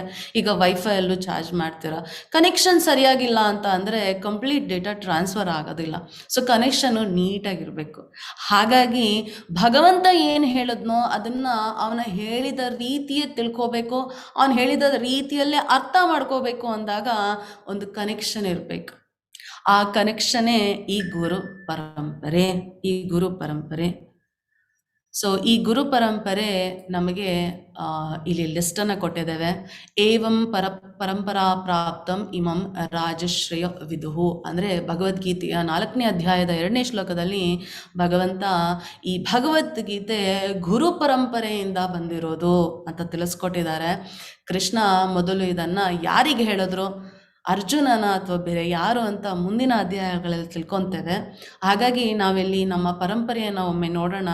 ಕೃಷ್ಣನಿಂದ ಶುರು ಆಗುತ್ತೆ. ಕೃಷ್ಣ ಯಾಕಂದರೆ ಅವನೇ ಎಲ್ಲದಕ್ಕೂ ಕರ್ತೃ. ಸೊ ಅವನಿಂದ ಬ್ರಹ್ಮನಿಗೆ ವಿದ್ಯೆಯನ್ನು ತಿಳಿಸಲಾಯಿತು. ಬ್ರಹ್ಮ ನಾರದರಿಗೆ, ನಾರದ ಮುನಿ ಅವರ ಶಿಷ್ಯರಾದ ವ್ಯಾಸರಿಗೆ ತಿಳಿಸಿದ್ರು, ವ್ಯಾಸರು ಅವರ ಶಿಷ್ಯರಾದ ಮಧ್ವಾಚಾರ್ಯರಿಗೆ ತಿಳಿಸಿದ್ರು. ಹೀಗೆ ಆಚಾರ್ಯರನ್ನೆಲ್ಲ ನಾವಿಲ್ಲಿ ನೋಡ್ಬೋದು. ಕೊನೆಯದಾಗಿ 32ನೇ ಆಚಾರ್ಯರಾಗಿ ನಮ್ಮ AC ಭಕ್ತಿ ವೇದಾಂತ ಸ್ವಾಮಿ ಪ್ರಭುಪಾದಿದ್ದಾರೆ. ನಾವು ಈ ಗುರು ಪರಂಪರೆಯಿಂದ ಬಂದಿರೋ ಕಾರಣ ಗುರುಗಳಾದ ನಮ್ಮ ಭಕ್ತಿ ವೇದಾಂತ ಸ್ವಾಮಿ ಪ್ರಭುಪಾದವರು ಎಲ್ಲ ಆಚಾರ್ಯರು ಬರೆದಿರುವ ಭಗವದ್ಗೀತೆಗಳನ್ನು ತಿಳಿದು ಓದಿ ಅದನ್ನು ನಮಗೆ ಅರ್ಥ ಆಗೋ ಥರ ಸುಲಭ ಭಾಷೆಯಲ್ಲಿ ಭಗವದ್ಗೀತೆ ಯಥಾ ರೂಪವನ್ನು ಕೊಟ್ಟಿದ್ದಾರೆ. ಸೊ ಅದರ ಆಧಾರದ ಮೇಲೆ ಈ 18 ದಿವಸಗಳ ಕಾಲ ನಾವು ಭಗವಂತನ ಬಗ್ಗೆ, ಭಗವದ್ಗೀತೆಯ ಬಗ್ಗೆ ತಿಳಿದುಕೊಳ್ಳೋಣ. ಸೊ ಭಗವದ್ಗೀತೆ ಪೂರ್ತಿ ಓದಲಿಕ್ಕೆ ನಮಗೆ 1 ವರ್ಷ ಹಿಡಿಯುತ್ತೆ. ಯಾಕಂದರೆ 700 ಶ್ಲೋಕ ಇದೆ, ಅದಕ್ಕೆ ಅರ್ಥ ಇದೆ, ಭಾವಾರ್ಥ ಇದೆ. ಅದನ್ನೆಲ್ಲ ಡೀಟೇಲಾಗಿ ಓದಬೇಕಂದ್ರೆ, ವ್ಯವಸ್ಥಿತ ಅಧ್ಯಯನ ಮಾಡಬೇಕಂದ್ರೆ 1 ವರ್ಷ ಹಿಡಿಯುತ್ತೆ. ಹಾಗಾದರೆ ಈ 18 ದಿನ ನಾವೇನು ಮಾಡ್ತೇವೆ? 18 ದಿನ ನಾವು ಕೃಷ್ಣ ಅರ್ಜುನರ ನಡುವೆ ಏನು ಆಲೋಚನೆ ಆಗ್ತಿದೆ, ಅದರಿಂದ ನಮ್ಗೇನು ಅರ್ಥ ಆಗುತ್ತೆ, ಮತ್ತು ಅದರಿಂದ ನಾವು ತಿಳ್ಕೊಳ್ಳೋದೇನಿದೆ ಅನ್ನುವುದನ್ನು ನಾನು ನಿಮಗೆ ತಿಳಿಸ್ಕೊಡ್ತೇವೆ.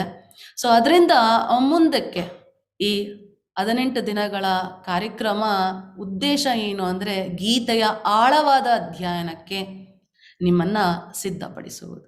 ಸೊ ಹಾಗಾಗಿ ಈ 18 ದಿನಗಳ ಕಾಲ ನಾವು ಪ್ರತಿಯೊಂದು ಅಧ್ಯಾಯವನ್ನು, ಅದರಲ್ಲಿ ತುಂಬ ತುಂಬ ಮುಖ್ಯವಾದ ಶ್ಲೋಕಗಳು, ಆ ಅಧ್ಯಾಯದ ಅರ್ಥವನ್ನು ತಿಳಿಸುವಂಥ ಶ್ಲೋಕಗಳು, ಸಾರವನ್ನು ಹೇಳುವಂಥ ಶ್ಲೋಕಗಳನ್ನು ನಾವು ಚರ್ಚೆ ಮಾಡ್ತೇವೆ, ನಿಮಗೆ ತಿಳಿಸ್ಕೊಡ್ತೇವೆ.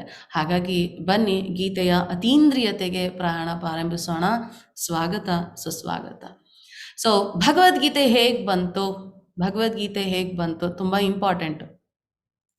ಸೊ ಇಲ್ಲಿ ನಮಗೆ ತುಂಬ ಇಂಪಾರ್ಟೆಂಟ್ ವಿಷಯ ಏನು ಅರ್ಥ ಮಾಡ್ಕೋಬೇಕಂದ್ರೆ, ಕುರು ವಂಶ ಇದೆ, ಕುರು ಮಹಾರಾಜ ಇದ್ದಾರೆ. ಅವರಿಗೆ ಶಾಂತನು ಮಗ. ಶಾಂತನು ನಿಂದ ನಮಗೆ ಭೀಷ್ಮ ಇದ್ದಾರೆ, ಮತ್ತು ವಿಚಿತ್ರ ವೀರ ಇದ್ದಾರೆ. ಭೀಷ್ಮ ಮದುವೆ ಆಗೋದಿಲ್ಲ, ಮಕ್ಕಳಿಲ್ಲ. ಸೊ ಹಾಗಾಗಿ ಸಂತಾನ, ರಾಜಮನೆತನ ಆಳ್ಲಿಕ್ಕೆ ಯಾರೂ ಇಲ್ಲ. ಸೊ ವಿಚಿತ್ರ ವೀರ್ಯರಿಂದ ಮಕ್ಕಳಾಗ್ತಾರೆ, ಅಂಬಿಕಾ ಮತ್ತು ಅಂಬಾಲಿಕರಿಂದ. ಹರೇ ಕೃಷ್ಣ, ಹರೇ ಕೃಷ್ಣ. ಸೊ ಅಂಬಿಕಾ ಅವರಿಗೆ ಧೃತರಾಷ್ಟ್ರ ಮಗನಾಗಿ ಹುಡ್ತಾರೆ, ಅಂಬಾಲಿಕಾಗೆ ಪಾಂಡು ಮಗನಾಗಿ ಹುಡ್ತಾರೆ. ಸೊ ಧೃತರಾಷ್ಟ್ರ ಹುಟ್ಟಿನಿಂದ ಕುರುಡ. ಸೊ ಹಾಗಾಗಿ ರಾಜ್ಯ ನಿಯಮಗಳ ಪ್ರಕಾರ ಅವರ ಕುರುಡರಾದ ಕಾರಣ ರಾಜ್ಯಕ್ಕೆ ರಾಜನನ್ನು ಮಾಡೋ ಅವಕಾಶ ಆಗೋದಿಲ್ಲ. ಹಾಗಾಗಿ ಪಾಂಡುವನ್ನು ರಾಜನಾಗಿ ಮಾಡ್ತಾರೆ. ಪಾಂಡು ಅಕಾಲಿಕ ಮರಣ ಹೊಂದೋ ಕಾರಣ ಪಾಂಡುವಿನ ಮೊದಲನೇ ಮಗನನ್ನು ರಾಜನಾಗಿ ಮಾಡ್ತಾರೆ. ಚಿಕ್ಕ ವಯಸ್ಸಾದ ಕಾರಣ ನೋಡ್ಕೊಳ್ಳೋಕ್ಕೋಸ್ಕರ ಧೃತರಾಷ್ಟ್ರನ ಜವಾಬ್ದಾರಿ ಕೊಡ್ತಾರೆ.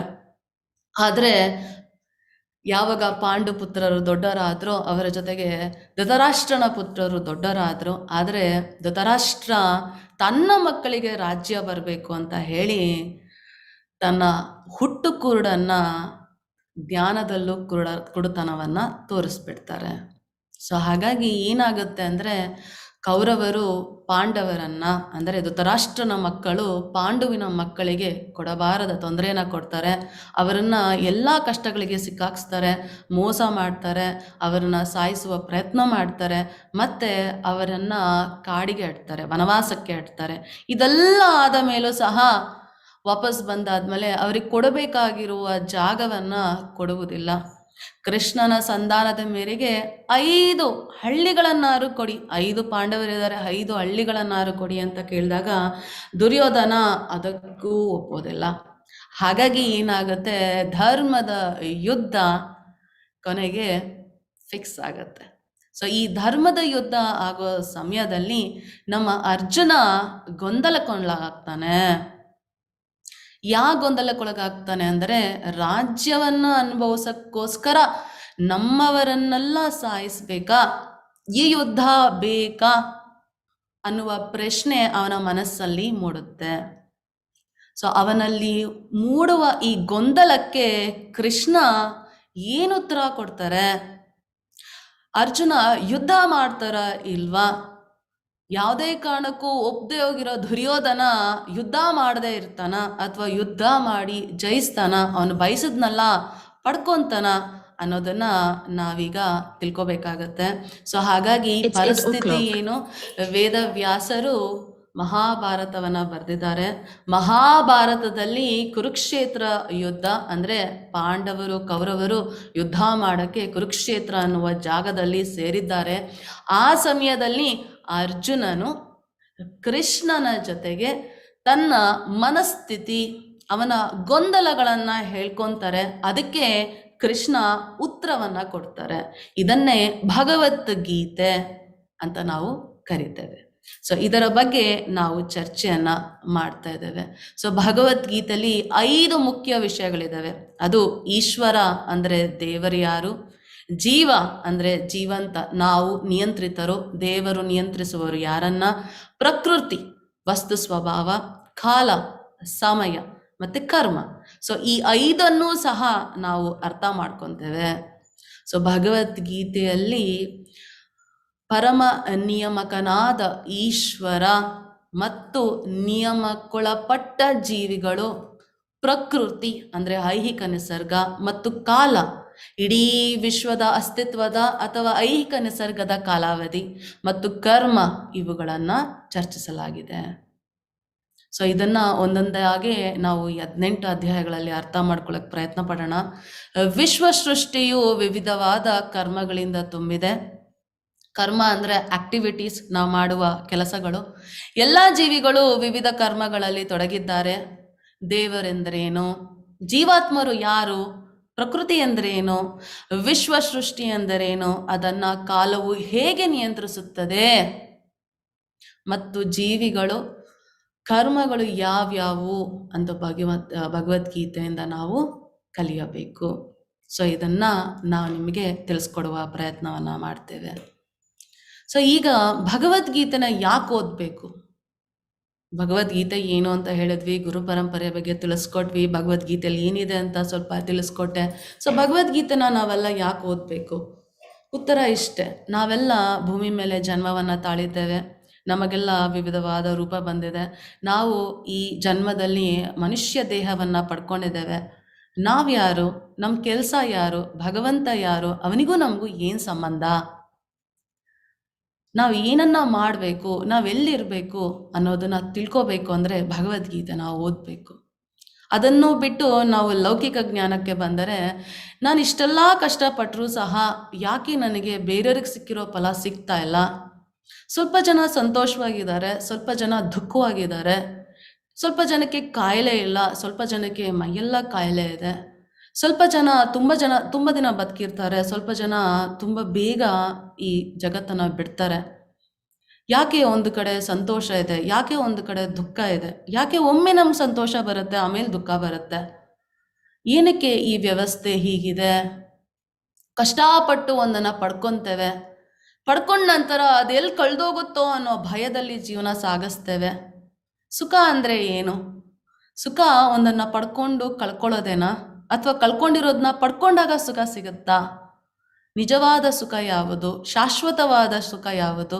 ಇವೆಲ್ಲ ನಿಮ್ಮಲ್ಲಿ ಪ್ರಶ್ನೆ ಇದ್ದರೆ ಅದಕ್ಕೆಲ್ಲ ಉತ್ತರ ಭಗವದ್ಗೀತೆ.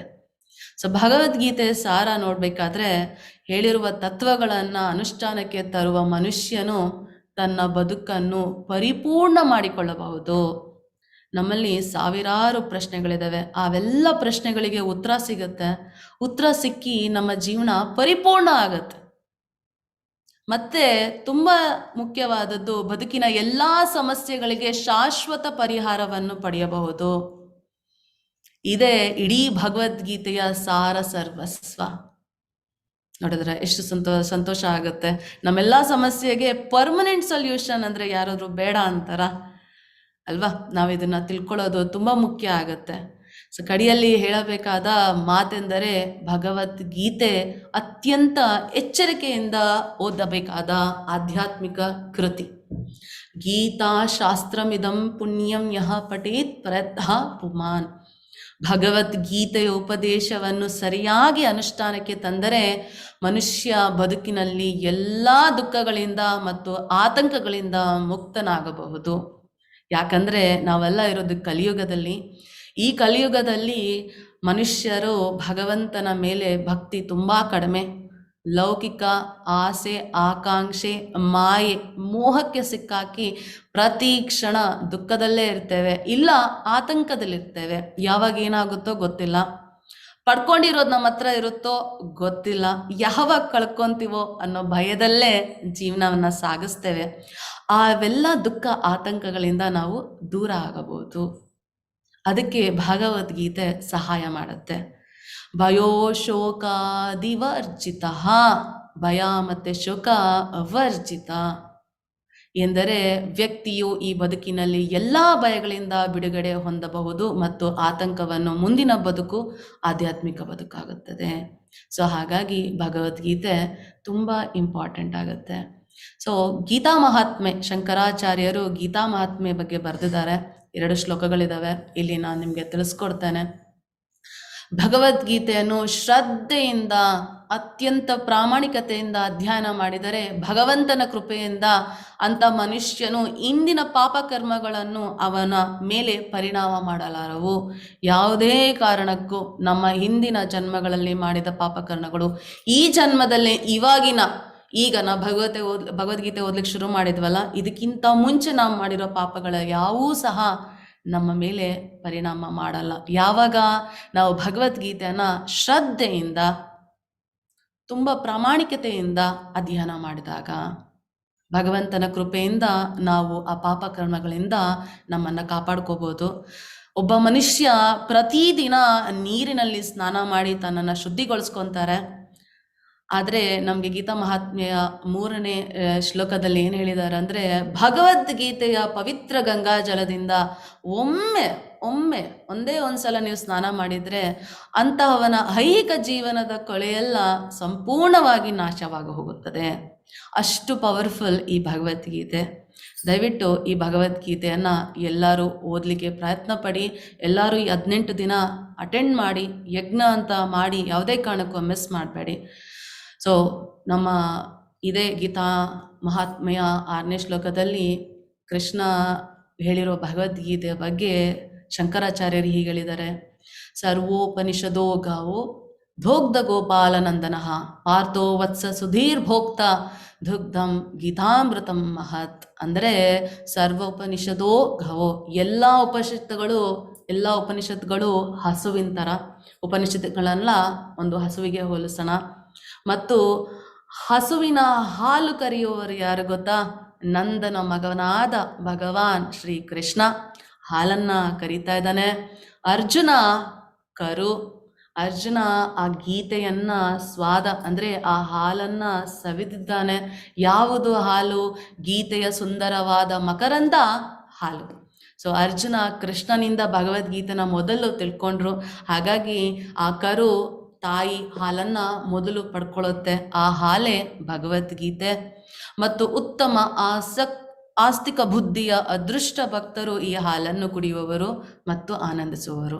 ಆ ಭಕ್ತರು ನಾವು ಆಗುವ ಅವಕಾಶವನ್ನು ಮಾಡ್ಕೊಳ್ಳೋಣ. ಸೊ ಅದನ್ನು ಹೇಳ್ತಾ ನಾವು ಈ ಗೀತಾ ಮಹಾತ್ಮೆಯ ಬಗ್ಗೆ ಇಲ್ಲೇ ನಿಲ್ಲಿಸ್ತೇವೆ. ಇನ್ನೂ ಇದೆ, ಆದರೆ ಇಂಪಾರ್ಟೆಂಟ್ ಮಾತ್ರ ನಾವಿಲ್ಲಿ ಡಿಸ್ಕಸ್ ಮಾಡ್ತಾ ಇದ್ದೇವೆ. ಯಾಕಂದರೆ ಇವತ್ತು ಮೊದಲನೇ ದಿನ ನಮಗೆ ಭಗವದ್ಗೀತೆ ಬಗ್ಗೆ ತಿಳಿಸ್ಕೊಡೋ ಅವಕಾಶ ಇವತ್ತು ಸಿಗುತ್ತೆ. ಹಾಗಾಗಿ ಸ್ವಲ್ಪ ಇಂಟ್ರೊಡಕ್ಷನ್ ಇರುತ್ತೆ, ದಯವಿಟ್ಟು ಸ್ವಲ್ಪ ಅಡ್ಜಸ್ಟ್ ಮಾಡ್ಕೋಬೇಕು. ನಾವು ಸಮಯಕ್ಕೆ ಮುಗಿಸ್ತೇವೆ, ತೊಂದರೆ ಇಲ್ಲ. ಒಂದು 5-10 ನಿಮಿಷ ಎಕ್ಸ್ಟ್ರಾ ಆಗ್ಬೋದು ಅಷ್ಟೇ, ಹೊರತು ಜಾಸ್ತಿ ಹೋಗ್ಲಿಕ್ಕಿಲ್ಲ. ಸೊ ಈ ಭಗವದ್ಗೀತೆನ ನಮ್ಮಲ್ಲಿ 18 ಅಧ್ಯಾಯಗಳಿದೆ, 3 ಭಾಗಗಳಾಗಿ ವಿಂಗಡಿಸಲಾಗಿದೆ. ಮೊದಲನೇ ಅಧ್ಯಾಯದಿಂದ 6ನೇ ಅಧ್ಯಾಯ ಬಗ್ಗೆ ಕರ್ಮಯೋಗದ ಬಗ್ಗೆ ತಿಳಿಸ್ಕೊಡ್ತಾರೆ. ಭಗವಂತ 7ನೇ ಮತ್ತು 12ನೇ ಅಧ್ಯಾಯದವರೆಗೂ ಭಕ್ತಿ ಯೋಗದ ಬಗ್ಗೆ ತಿಳಿಸ್ಕೊಡ್ತಾರೆ. ಮತ್ತು ಕೊನೆಯ 13 ಮತ್ತು 18ನೇ ಅಧ್ಯಾಯದಲ್ಲಿ ಜ್ಞಾನ ಯೋಗದ ಬಗ್ಗೆ ತಿಳಿಸ್ಕೊಡ್ತಾರೆ. ನೀವು ನೋಡ್ಬೋದು, ಭಕ್ತಿ ಯೋಗ ಮಧ್ಯದಲ್ಲಿದೆ. ಅಂದರೆ ಆ ಕಡೆ ಕರ್ಮಯೋಗ, ಈ ಕಡೆ ಜ್ಞಾನ ಯೋಗ, ಎರಡರಲ್ಲೂ ಏನಾಗ್ತಾ ಇದೆ? ಮಧ್ಯದಲ್ಲಿರುವ ಭಕ್ತಿ ಯೋಗವನ್ನು ಸೀಕ್ರೆಟ್ ಆಗಿ ಸ್ಟೋರ್ ಮಾಡಿದ್ದಾರೆ. ಹೇಗೆ ರಾಜನನ್ನ ಸೈನ್ಯವೆಲ್ಲ ಕಾಪಾಡುತ್ತೋ, ಕವರ್ ಮಾಡುತ್ತೋ, ಹಾಗೆ ರಾಜ್ಯ ವಿದ್ಯಾದ ಭಕ್ತಿ ಯೋಗವನ್ನು ಭಗವಂತ 7 ಮತ್ತು 12ನೇ ಅಧ್ಯಾಯ ಭಗವದ್ಗೀತೆಯ ಮಧ್ಯದಲ್ಲಿ ನಮಗೋಸ್ಕರ ಇಟ್ಟಿದ್ದಾನೆ. ಸೊ ಈ ಎಲ್ಲ ಅಧ್ಯಾಯಗಳನ್ನು ಒಂದೊಂದಾಗಿ ತಿಳ್ಕೊಳ್ಳೋಣ. ಭಗವದ್ಗೀತೆಯಲ್ಲಿ 700 ಶ್ಲೋಕಗಳಿದ್ದಾವೆ. ಅದರಲ್ಲಿ 574 ಶ್ಲೋಕ ಕೃಷ್ಣ ಹೇಳಿದ್ದಾರೆ. ಬರೋಬ್ಬರಿ 82% ಅವರೇ ಮಾತಾಡಿದ್ದಾರೆ. ಅರ್ಜುನ 84, ಸಂಜಯ ಧೃತರಾಷ್ಟ್ರನ ಅಂದರೆ ಸೆಕ್ರೆಟರಿ, ಕಾರ್ಯದರ್ಶಿ, ಮತ್ತು ಧೃತರಾಷ್ಟ್ರ 1 ಶ್ಲೋಕನ ಹೇಳಿದ್ದಾರೆ. ಒಟ್ಟು 700 ಶ್ಲೋಕಗಳಿದ್ದಾವೆ. ಭಗವಂತ ನೋಡ್ಬೋದು, ಇಲ್ಲಿ 574 ಶ್ಲೋಕಗಳನ್ನು ಹೇಳಿದ್ದಾರೆ. ಅಂದರೆ ಭಗವಂತನ ಮುಖಾರವಂದ ಬಂದ ಆ ಭವ್ಯವಾದ ಆ ವಾಣಿ, ಅದಕ್ಕೆ ಇದನ್ನು ಭಗವದ್ಗೀತೆ, ಭಗವಂತ ಆಡಿರೋ ಗೀತೆ ಅಂತ ಹೆಸರು. ಅದಕ್ಕೆ ಭಗವದ್ಗೀತೆ. ಇದನ್ನು ಗೀತಾ ಉಪನಿಷತ್ ಅಂತಲೂ ಕರೀತಾರೆ. ಹರೇ ಕೃಷ್ಣ. ಸೊ ಮೊದಲನೇ ಅಧ್ಯಾಯ ಕುರುಕ್ಷೇತ್ರದ ರಣರಂಗದಲ್ಲಿ ಸೇನಾವಲೋಕನ. ಸೊ ನೀವಿಲ್ಲಿ ನೋಡ್ಬೋದು, ಕೃಷ್ಣನಿದ್ದಾರೆ, ಅರ್ಜುನನಿದ್ದಾನೆ, ಇಲ್ಲಿ ಸೇನೆ ಇದೆ. ಒಂದು ಕಡೆ ಪಾಂಡವರ ಸೇನೆ, ಇನ್ನೊಂದು ಕಡೆ ಕೌರವರ ಸೇನೆ. ಸೊ ಇಲ್ಲಿ ಈ ಮೊದಲನೇ ಅಧ್ಯಾಯದಲ್ಲಿ ಅರ್ಜುನ ವಿಷಾದ ಯೋಗ. ನಾನು ಆಲ್ರೆಡಿ ನಿಮ್ಗೆ ತಿಳಿಸ್ಕೊಟ್ಟ ಹಾಗೆ ಅರ್ಜುನನಿಗೆ ಯುದ್ಧ ಮಾಡುವ ಮನಸ್ಸಿಲ್ಲ. ಆದರೆ ಕೆಟ್ಟ ಮನಸ್ಸಿವನಾದ ದುರ್ಯೋಧನ, ಅವರ ತಂದೆ ಧೃತರಾಷ್ಟ್ರ ಇಬ್ಬರು ಧರ್ಮದಲ್ಲಿ ಕುರುಡಾಗಿದ್ದಾರೆ. ಅವರ ವ್ಯಾಮೋಹಕ್ಕೆ, ನಮಗೆ ಎಲ್ಲ ಬೇಕು ಅನ್ನೋ ವ್ಯಾಮೋಹ ಕಾರಣ ಯುದ್ಧ ನಡೀತಾ ಇದೆ. ಹಾಗಾಗಿ ಅರ್ಜುನ ಯುದ್ಧ ಭೂಮಿಯಲ್ಲಿ ಏನು ಮಾಡ್ತಾರೆ, ದುರ್ಯೋಧನ ಏನು ಮಾಡ್ತಾರೆ, ಧೃತರಾಷ್ಟ್ರ ಏನು ಮಾಡ್ತಾರೆ, ಇವರ ಪರಿಸ್ಥಿತಿ ಹೇಗಿದೆ ಅನ್ನೋದನ್ನು ಅರ್ಥ ಮಾಡ್ಕೊಳ್ಳೋದೆ ಮೊದಲನೇ ಅಧ್ಯಾಯ. ಸೊ ಈ ಮೊದಲನೇ ಅಧ್ಯಾಯದಲ್ಲಿ ನಾವು ಮೊದಲನೇ ಶ್ಲೋಕ ಇದೆ. ಯಾರಿಗಾರು ಶ್ಲೋಕ ಹೇಳಲಿಕ್ಕೆ ಇಂಟ್ರೆಸ್ಟ್ ಇದ್ರೆ ಕೈಯನ್ನು ರೇಸ್ ಮಾಡ್ತೀರಾ ದಯವಿಟ್ಟು? ಕೀರ್ತಿಗೌಡ, ಹರೇ ಕೃಷ್ಣ ಮಾತಾಜಿ, ಶ್ಲೋಕ ಹೇಳ್ತೀರಾ?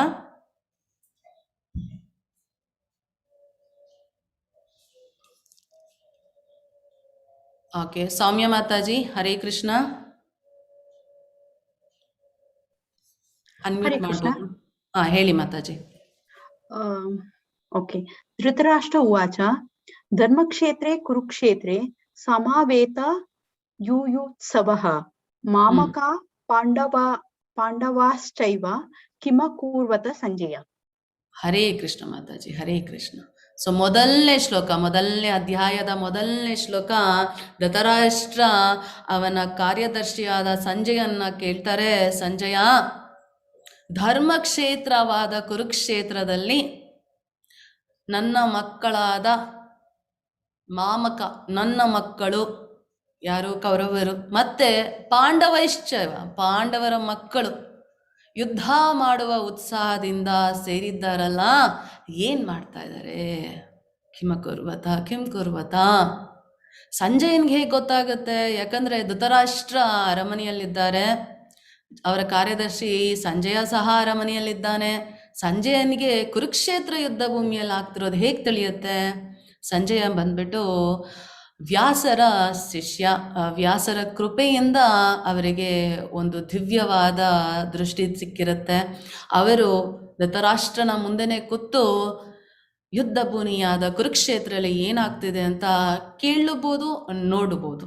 ಆದ ಕಾರಣ ಧೃತರಾಷ್ಟ್ರ ಈ ಪ್ರಶ್ನೆಯನ್ನ ಮಾಡ್ತಾ ಇದ್ದಾರೆ. ಸೊ ಇಲ್ಲಿ ಧೃತರಾಷ್ಟ್ರನ ಮನಸ್ಥಿತಿ ಹೇಗಿದೆ ಅಂತ ಒಮ್ಮೆ ನೋಡೋಣ. ಧೃತರಾಷ್ಟ್ರ ತುಂಬಾನೇ ಚಿಂತೆಯಲ್ಲಿದ್ದಾನೆ. ಯಾಕಂದರೆ ಅವನಿಗೆ ಭಯ ಯಾವ ಕಾರಣ? ಧರ್ಮಕ್ಷೇತ್ರೇ ಕುರುಕ್ಷೇತ್ರೇ ಅಂತ ಹೇಳಿದ್ದಾರೆ ಈ ಶ್ಲೋಕದಲ್ಲಿ. ಅವರ ಮಾತಲ್ಲೇ ಧರ್ಮಕ್ಷೇತ್ರ, ಕುರುಕ್ಷೇತ್ರವನ್ನು ಧರ್ಮಕ್ಷೇತ್ರ ಅಂತ ಹೇಳ್ತಾರೆ.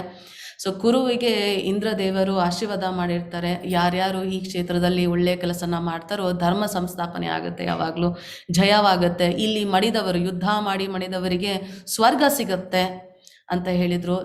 ದೇವತೆಗಳು ಸಹ ಆ ಜಾಗವನ್ನು ಪೂಜೆ ಮಾಡುವಂಥ ಕ್ಷೇತ್ರ. ಅಂಥ ಕ್ಷೇತ್ರದಲ್ಲಿ ವ್ಯಾಮೋಹಕ್ಕೆ, ದುರಾಸೆಗೆ ಸಿಕ್ಕಿರುವ ಅವರ ಮಕ್ಕಳು ಧರ್ಮನಿಷ್ಠರಾದ ಪಾಂಡವರ ಮೇಲೆ ಹೇಗೆ ಗೆಲ್ತಾರೆ? ಸಾಧ್ಯನ ಗೆಲ್ಲಕ್ಕೆ? ಸಾಲದೆ ಪಾಂಡವರ ಕಡೆ ಇರುವರು ಯಾರು? ಭಗವಂತ ಶ್ರೀಕೃಷ್ಣ. ಈ ಪ್ರಶ್ನೆಯೆಲ್ಲ ಧೃತರಾಷ್ಟ್ರನ ಮನಸ್ಸಿನಲ್ಲಿ ನೋವು, ಗೊಂದಲವನ್ನು ಉಂಟು ಮಾಡುತ್ತೆ. ಹಾಗಾಗಿ ಸಂಜೆಯನ್ನ ಈ ಪ್ರಶ್ನೆ ಮಾಡ್ತಾ ಇದ್ದಾರೆ. ಅಲ್ಲಿ ನೋಡಿದ್ರೆ ಏನಾಗಿದೆ ಅಂದರೆ, ಧರ್ಮಕ್ಷೇತ್ರವಾದ ಕುರುಕ್ಷೇತ್ರದಲ್ಲಿ ಹಾಲನ್ನು ಕಾಯಿಸ್ತಾ ಇರುವ ಅಂತ ಲೆಕ್ಕ ಮಾಡ್ಕೊಳ್ಳಿ. ಆ ಹಾಲಲ್ಲಿ ಯುದ್ಧ ಮಾಡೋ ಥರ ನಾವು ನಿಂಬೆಹಣ್ಣನ್ನು ಹಿಂಡಿದಾಗ ಹಾಲು ಒಡೆದೋಗುತ್ತೆ. ಹಾಲು ಒಡೆದಾಗ ನೀರೆಲ್ಲ ಆಚೆ ಬಂದ್ಬಿಡುತ್ತೆ.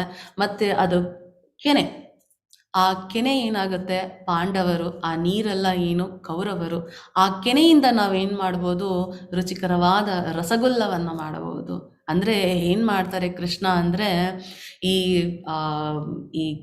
ಅಕ್ಕಿ ಗದ್ದೆಯಲ್ಲಿ ಕಳೆ ಎಲ್ಲ ಬೆಳೆದಿರುತ್ತಲ್ಲ, ಆ ಕಳೆನೆಲ್ಲ ಕಿತ್ತು ಗದ್ದೆಯಲ್ಲಿ ಅಕ್ಕಿನ ಹೇಗೆ ಬರಿಬೋದು, ಧಾನ್ಯವನ್ನು ಹೇಗೆ ಬೆಳಿಬೋದು, ಅಂಥ ಕೆಲಸವನ್ನು ಧರ್ಮಕ್ಷೇತ್ರವಾದ ಕುರುಕ್ಷೇತ್ರದಲ್ಲಿ ಮಾಡ್ತಾ ಇದ್ದಾರೆ. ಹಾಗಾಗಿ ಧೃತರಾಷ್ಟ್ರನಿಗೆ ಮನಸ್ಸಿನಲ್ಲಿ ಗೊಂದಲ ಮತ್ತು ಭಯ. ಇದು ಧೃತರಾಷ್ಟ್ರನ ಮನಸ್ಥಿತಿ. ನೆಕ್ಸ್ಟು ದುರ್ಯೋಧನನ ಮನಸ್ಥಿತಿ ಹೇಗಿದೆ ಅಂತ ತಿಳ್ಕೊಳ್ಳೋಣ. ಚೈತನ್ಯ ಪ್ರಭು ಮಾತಾಜಿ ಗೊತ್ತಿಲ್ಲ. ಹರೇ ಕೃಷ್ಣ.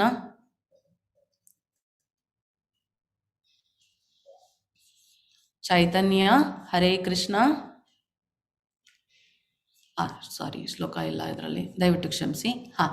ಸೊ ಏನಾಗುತ್ತೆ ಅಂದರೆ, ದುರ್ಯೋಧನ ಏನು ಮಾಡ್ತಾರೆ, ಯಾವಾಗ ಈ ಸೈನ್ಯವೆರಡು ಸೇರಿದೆಯೋ, ದುರ್ಯೋಧನ ಪಾಂಡವರ ಸೈನ್ಯನ ನೋಡ್ತಾರೆ. ಪಾಂಡವರ ಸೈನ್ಯ ಕೌರವರ ಸೈನ್ಯಕ್ಕಿಂತ ಚಿಕ್ಕದು. ಯಾಕಂದರೆ ನಿಮಗಿದು ತಿಳಿದಿರುತ್ತೆ ಆಲ್ರೆಡಿ ಕತೆ. ದುರ್ಯೋಧನ ಮತ್ತು ಅರ್ಜುನ ಇಬ್ಬರು ಕೃಷ್ಣನ ಭೇಟಿ ಮಾಡ್ಲಿಕ್ಕೆ ಹೋಗ್ತಾರೆ ಯುದ್ಧಕ್ಕಿಂತ ಮುಂಚೆ. ಕಾರಣ ಕೃಷ್ಣ ಯಾರ ಕಡೆ ಯುದ್ಧ ಮಾಡ್ತಾರೆ ಅಂತ ಕೇಳಲಿಕ್ಕೆ. ಆದರೆ ಕೃಷ್ಣ ಹೇಳ್ತಾರೆ, ನಾನು ಯುದ್ಧನ ಮಾಡೋದಿಲ್ಲ, ಅದ್ರ ಬದಲಾಗಿ ನನ್ನ ಸೈನ್ಯವನ್ನು ಕೊಡ್ತೇನೆ ಅಂತ. ಆದರೆ ನಾನು ಯುದ್ಧ ಮಾಡದೇ ಇರ್ತೀನಿ, ಇಲ್ಲ ನನ್ನ ಸೈನ್ಯ ಬೇಕಾದ್ರೆ ಪಡ್ಕೋಬೋದು. ಸೊ ಹಾಗಾಗಿ ದುರ್ಯೋಧನ ಮತ್ತು ಅರ್ಜುನನಿಗೆ ಈ ಆಯ್ಕೆ ಇದ್ದಾಗ ಅರ್ಜುನ ಮೊದಲು ಆಯ್ಕೆ ಮಾಡೋದು ಕೃಷ್ಣನನ್ನು. ಕೃಷ್ಣ, ನೀನು ಯುದ್ಧ ಮಾಡಿಲ್ಲ ಅಂದ್ರೆ ಪರವಾಗಿಲ್ಲ, ನನಗೆ ನೀನೇ ಬೇಕು ಅಂತ. ಆದರೆ ದಡ್ಡ ಅರ್ಜುನ ಅಂದ್ಕೊಂಡು ದುರ್ಯೋಧನ ಅರ್ಜುನ ಬಿಟ್ಟ ಕೃಷ್ಣ ಸೈನ್ಯವನ್ನು ತಗೊತಾರೆ. ಸೊ ಹಾಗಾಗಿ ದುರ್ಯೋಧನನ ಸೈನ್ಯ ತುಂಬ ದೊಡ್ಡದಾಗಿರುತ್ತೆ, ಪಾಂಡವರ ಸೈನ್ಯ ಚಿಕ್ಕದಾಗಿರುತ್ತೆ. ಆದರೆ ಭಗವಂತನನ್ನೇ ಆಯ್ಕೆ ಮಾಡಿರುವ ಅರ್ಜುನ ಎಲ್ಲವನ್ನೂ ಅವನ ಕಡೆ ಇಟ್ಕೊಂಡಿದ್ದಾನೆ ಅನ್ನೋದ ಈ ದಡ್ಡನಾದ ದುರ್ಯೋಧನ ಅರ್ಥ ಮಾಡ್ಕೊಂಡಿಲ್ಲ. ಬದಲಾಗಿ ಏನು ಮಾಡ್ತಾರೆ, ಅರ್ಜುನನ್ನೇ ದಡ್ಡ ಅಂತ ಅನ್ಕೊಂಡ್ಬಿಡ್ತಾರೆ. ಸೊ ಹಾಗಾಗಿ ಯುದ್ಧ ಭೂಮಿಲಿ ಇರಬೇಕಾದ್ರೆ ದುರ್ಯೋಧನ ಪಾಂಡವರ ಸೈನ್ಯನ ನೋಡ್ತಾರೆ. ಪಾಂಡವರ ಸೈನ್ಯ ನೋಡಿದಾಗ ಅಲ್ಲೊಂದು ಆಶ್ಚರ್ಯ ಕಾದಿರುತ್ತೆ ಅವ್ರಿಗೆ. ಆಶ್ಚರ್ಯ ಏನು ಅಂದರೆ, ದ್ರುಪದನ ಮಗ ದೃಷ್ಟದ್ಯುಮ್ನ ಇವನು ಅರ್ಜುನನ ಸೈನ್ಯ, ಪಾಂಡವರ ಸೈನ್ಯ ಚಿಕ್ಕದಾಗಿದ್ರೂ ತುಂಬ ಕೌಶಲದಿಂದ ಆ ಸೈನ್ಯವನ್ನು ರಚಿಸಿರ್ತಾರೆ. ಇದನ್ನು ನೋಡಿ ದುರ್ಯೋಧನನಿಗೆ ಆಶ್ಚರ್ಯ ಆಗುತ್ತೆ. ದಡದಡ ಅಂತ ಓಡ್ ಬರ್ತಾನೆ. ಎಲ್ಲಿಗೆ? ತನ್ನ ಗುರುಗಳಾದ್ರ ದ್ರೋಣಾಚಾರ್ಯರ ಹತ್ರ ಬಂದು, ನೋಡಿ ಆಚಾರ್ಯರೇ, ನಿಮ್ಮ ಚತುರ ಶಿಷ್ಯನಾದ ದ್ರುಪದನ ಮಗನು ಕೌಶಲದಿಂದ ವ್ಯೂಹ ರೂಪವಾಗಿ ರಚಿಸಿರುವ ಈ ಪಾಂಡವ ಸೈನ್ಯವನ್ನು ನೋಡಿ ಅಂತ. ಇದಕ್ಕೆ ಇನ್ನೊಂದು ಕಥೆ ಇದೆ. ದ್ರುಪದ ಮತ್ತು ದ್ರೋಣಾಚಾರ್ಯರು ಇಬ್ಬರು ಸ್ನೇಹಿತರು. ರಾಜಕೀಯ ಕಾರಣಗಳಿಂದ ಅವ್ರ ಮಧ್ಯೆ ಮನಸ್ತಾಪ ಆಗುತ್ತೆ. ದ್ರುಪದನಿಗೆ ತುಂಬ ಕೋಪ ಬಂದಿರುತ್ತೆ. ದ್ರುಪದ ಯಾರು ಅಂದರೆ ದ್ರೌಪದಿಯ ತಂದೆ. ಸೊ ದ್ರುಪದ ಏನು ಮಾಡ್ತಾರೆ ಅಂದರೆ, ಯಜ್ಞವನ್ನು ಮಾಡಿ ಮಗನನ್ನು ಪಡ್ಕೊತಾರೆ. ಎಂಥ ಮಗನನ್ನು ಪಡ್ಕೊತಾರೆ ಅಂದರೆ, ದ್ರೋಣಾಚಾರ್ಯನನ್ನು ಕೊಲ್ಲುವಂಥ ಮಗನನ್ನು ಪಡ್ಕೊತಾರೆ. ಆ ಮಗನೇ ದೃಷ್ಟದ್ಯುಮ್ನ ದ್ರೋಣಾಚಾರ್ಯರ ಬಳಿಗೆ ಬಂದು ಶಸ್ತ್ರಾಸ್ತ್ರಗಳ ವಿದ್ಯೆಗಳನ್ನು ತಿಳ್ಕೊಳ್ಳೋಕ್ಕೆ ಬಯಸ್ತಾರೆ. ಅವ್ರು ಕೇಳಿದಾಗ ದ್ರೋಣಾಚಾರ್ಯರು ಶ್ರೇಷ್ಠ ಬ್ರಾಹ್ಮಣನಾಗಿ ಅವರಿಗೆ ವಿದ್ಯಾಭ್ಯಾಸನ ತಿಳಿಸ್ಕೊಡ್ತಾರೆ. ಸೊ ದುರ್ಯೋಧನ ಈ ಶ್ಲೋಕದಲ್ಲಿ ಈ ಮಾತು ಹೇಳೋಕ್ಕೆ ಕಾರಣ, ಮತ್ತು ಅವರ ಮುಖವನ್ನು ನೋಡಿ ಕೋಪದಲ್ಲಿ ಹೇಳ್ತಾ ಇದ್ದಾರೆ. ಏನಂತ? ನಿಮ್ಮ ಚತುರ ಶಿಷ್ಯನಾದ ದ್ರೋಣಾಚಾರ್ಯರಿಂದನೇ ವಿದ್ಯೆ ಕಲಿತ ದೃಷ್ಟದ್ಯುಮ್ನ, ನಿಮ್ಮನ್ನು ಕೊಲ್ಲಕ್ಕೆ ಅಂತ ಹುಟ್ಟಿರೋ ದೃಷ್ಟದ್ಯುಮ್ನ ಅಂತ ಸೈನ್ಯವನ್ನು ಅರೇಂಜ್ ಮಾಡಿದ್ದಾನೆ, ಸಿದ್ಧ ಮಾಡಿದ್ದಾನೆ ಅಂತ ಕೋಪದಲ್ಲಿ ಹೇಳ್ತಾ ಇದ್ದಾರೆ. ಸೊ ಯಾಕಂದರೆ ಅಂಥ ಶಿಷ್ಯ ಕೌರವರ ಕಡೆ ಇಲ್ಲ, ಪಾಂಡವರ ಕಡೆ ಇದ್ದಾರೆ. ದ್ರೋಣಾಚಾರ್ಯರ ಮುದ್ದಿನ ಶಿಷ್ಯ ಅರ್ಜುನನೂ ಸಹ ಪಾಂಡವರ ಕಡೆ ಇದ್ದಾರೆ, ಕೌರವರ ಕಡೆ ಇಲ್ಲ. ಹಾಗಾಗಿ ನೀವಿಲ್ಲಿ ದುರ್ಯೋಧನನ ಮುಖವನ್ನು ನೋಡಿ, ಕೋಪದಲ್ಲಿದ್ದಾನೆ. ಇದು ದುರ್ಯೋಧನನ ಮನಸ್ಥಿತಿ. ಹಾಗಾಗಿ ಮುಂದಕ್ಕೆ ದುರ್ಯೋಧನ ಏನು ಹೇಳ್ತಾನೆ ಅಂತ ಹೇಳಿದ್ರೆ, ಪಾಂಡವರ ಕಡೆ ಯಾರ್ಯಾರಿದ್ದಾರೆ, ಅವನಿಗೆ ಭೀಮಾರ್ಜುನರೇ ದೊಡ್ಡವರು, ಆ ಭೀಮಾರ್ಜುನರೇ ಸ್ಟ್ರಾಂಗ್, ಅವರಿಗೆ ಸರಿ ಹೊಂದೋ ಕಡೆ ನಮ್ಮ ಸೈನ್ಯದಲ್ಲಿ ಯಾರ್ಯಾರಿದ್ದಾರೆ ಅಂತ ಹೇಳಿ ದ್ರೋಣಾಚಾರ್ಯರಿಗೆ, ಭೀಷ್ಮರಿಗೆ, ಅವರ ಕಡೆ ಇರುವ ಎಲ್ಲ ಸೈನ್ಯದವರಿಗೆ ಹುರಿದುಂಬಿಸ್ತಾನೆ. ಯಾಕಂದರೆ ದುರ್ಯೋಧನಿಗೆ ಯುದ್ಧ ಗೆಲ್ಲೇಬೇಕು, ಅವನು ರಾಜ ಆಗಲೇಬೇಕು. ಹಾಗಾಗಿ ಎಲ್ಲರನ್ನೂ ಹುರಿದುಂಬಿಸ್ತಾನೆ. ಮತ್ತು ದ್ರೋಣಾಚಾರ್ಯರಿಗೆ ಮತ್ತು ಭೀಷ್ಮರಿಗೆ ಯಾವುದೇ ಕಾರಣಕ್ಕೂ ಪಾಂಡವರ ಮೇಲೆ ಪ್ರೀತಿ ಇರೋ ಕಾರಣ ಯುದ್ಧನ ಹೇಗಂದರೆ ಹಾಗೆ ಮಾಡೋಗಿಲ್ಲ, ಗೆಲ್ಲುವ ರೀತಿಯಲ್ಲೇ ತಮ್ಮ ಪೂರ್ತಿ ಮನಸ್ಸನ್ನು ಇಟ್ಟು ಯುದ್ಧ ಮಾಡಬೇಕು ಅಂತ ಎಚ್ಚರಿಸ್ತಾರೆ. ಅದನ್ನು ಕೇಳಿದ ತಕ್ಷಣ ಭೀಷ್ಮ ಪಿತಾಮಹ ತಮ್ಮ ಶಂಖವನ್ನು ಊದ್ತಾರೆ. ಶಂಖನಾದ ಮಾಡಿದ ಅರ್ಥ ಏನು ಅಂದರೆ, ಯುದ್ಧಕ್ಕೆ ರೆಡಿಗಿದ್ದೀವಿ ನಾವು, ಪ್ರಾರಂಭ ಮಾಡೋಣ ಅಂತ. ಯಾವಾಗ ಭೀಷ್ಮರು ಮತ್ತು ಕೌರವರ ಕಡೆ ಎಲ್ಲರೂ ಶಂಖನಾದ ಮತ್ತು ವಿವಿಧವಾದ ವಾದ್ಯಗಳ ನಾದಗಳನ್ನು ಮಾಡ್ತಾರೋ, ಕೃಷ್ಣ ಮತ್ತು ಪಾಂಡವರು ಅವರವರ ಶಂಖಗಳನ್ನು ಊದುತ್ತಾರೆ. ಕೃಷ್ಣನ ಶಂಖ ಮತ್ತು ಅರ್ಜುನನ ಶಂಖ ಊದ್ದಾಗ ಧ್ವನಿ ಬರುತ್ತಲ್ಲ, ಆ ಧ್ವನಿ ಎಷ್ಟು ಜೋರಿತ್ತು ಅಂದರೆ ಈ ಶ್ಲೋಕದಲ್ಲಿ ನಮ್ಗೆ ಅರ್ಥ ಆಗತ್ತೆ. ಚೈತನ್ಯ, ಹರೇ ಕೃಷ್ಣ. ಹರೇ ಕೃಷ್ಣ. ಹರೇ ಕೃಷ್ಣ ಹೇಳಿ.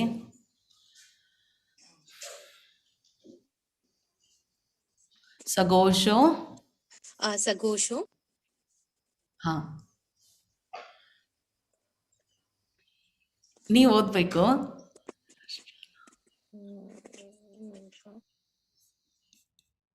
ತೊಂದರೆ ಆಯ್ತಾ? ಹರೇ ಕೃಷ್ಣ. ಭೀಮಸೇನ್ ಪ್ರಭುಜಿ, ಹರೇ ಕೃಷ್ಣ.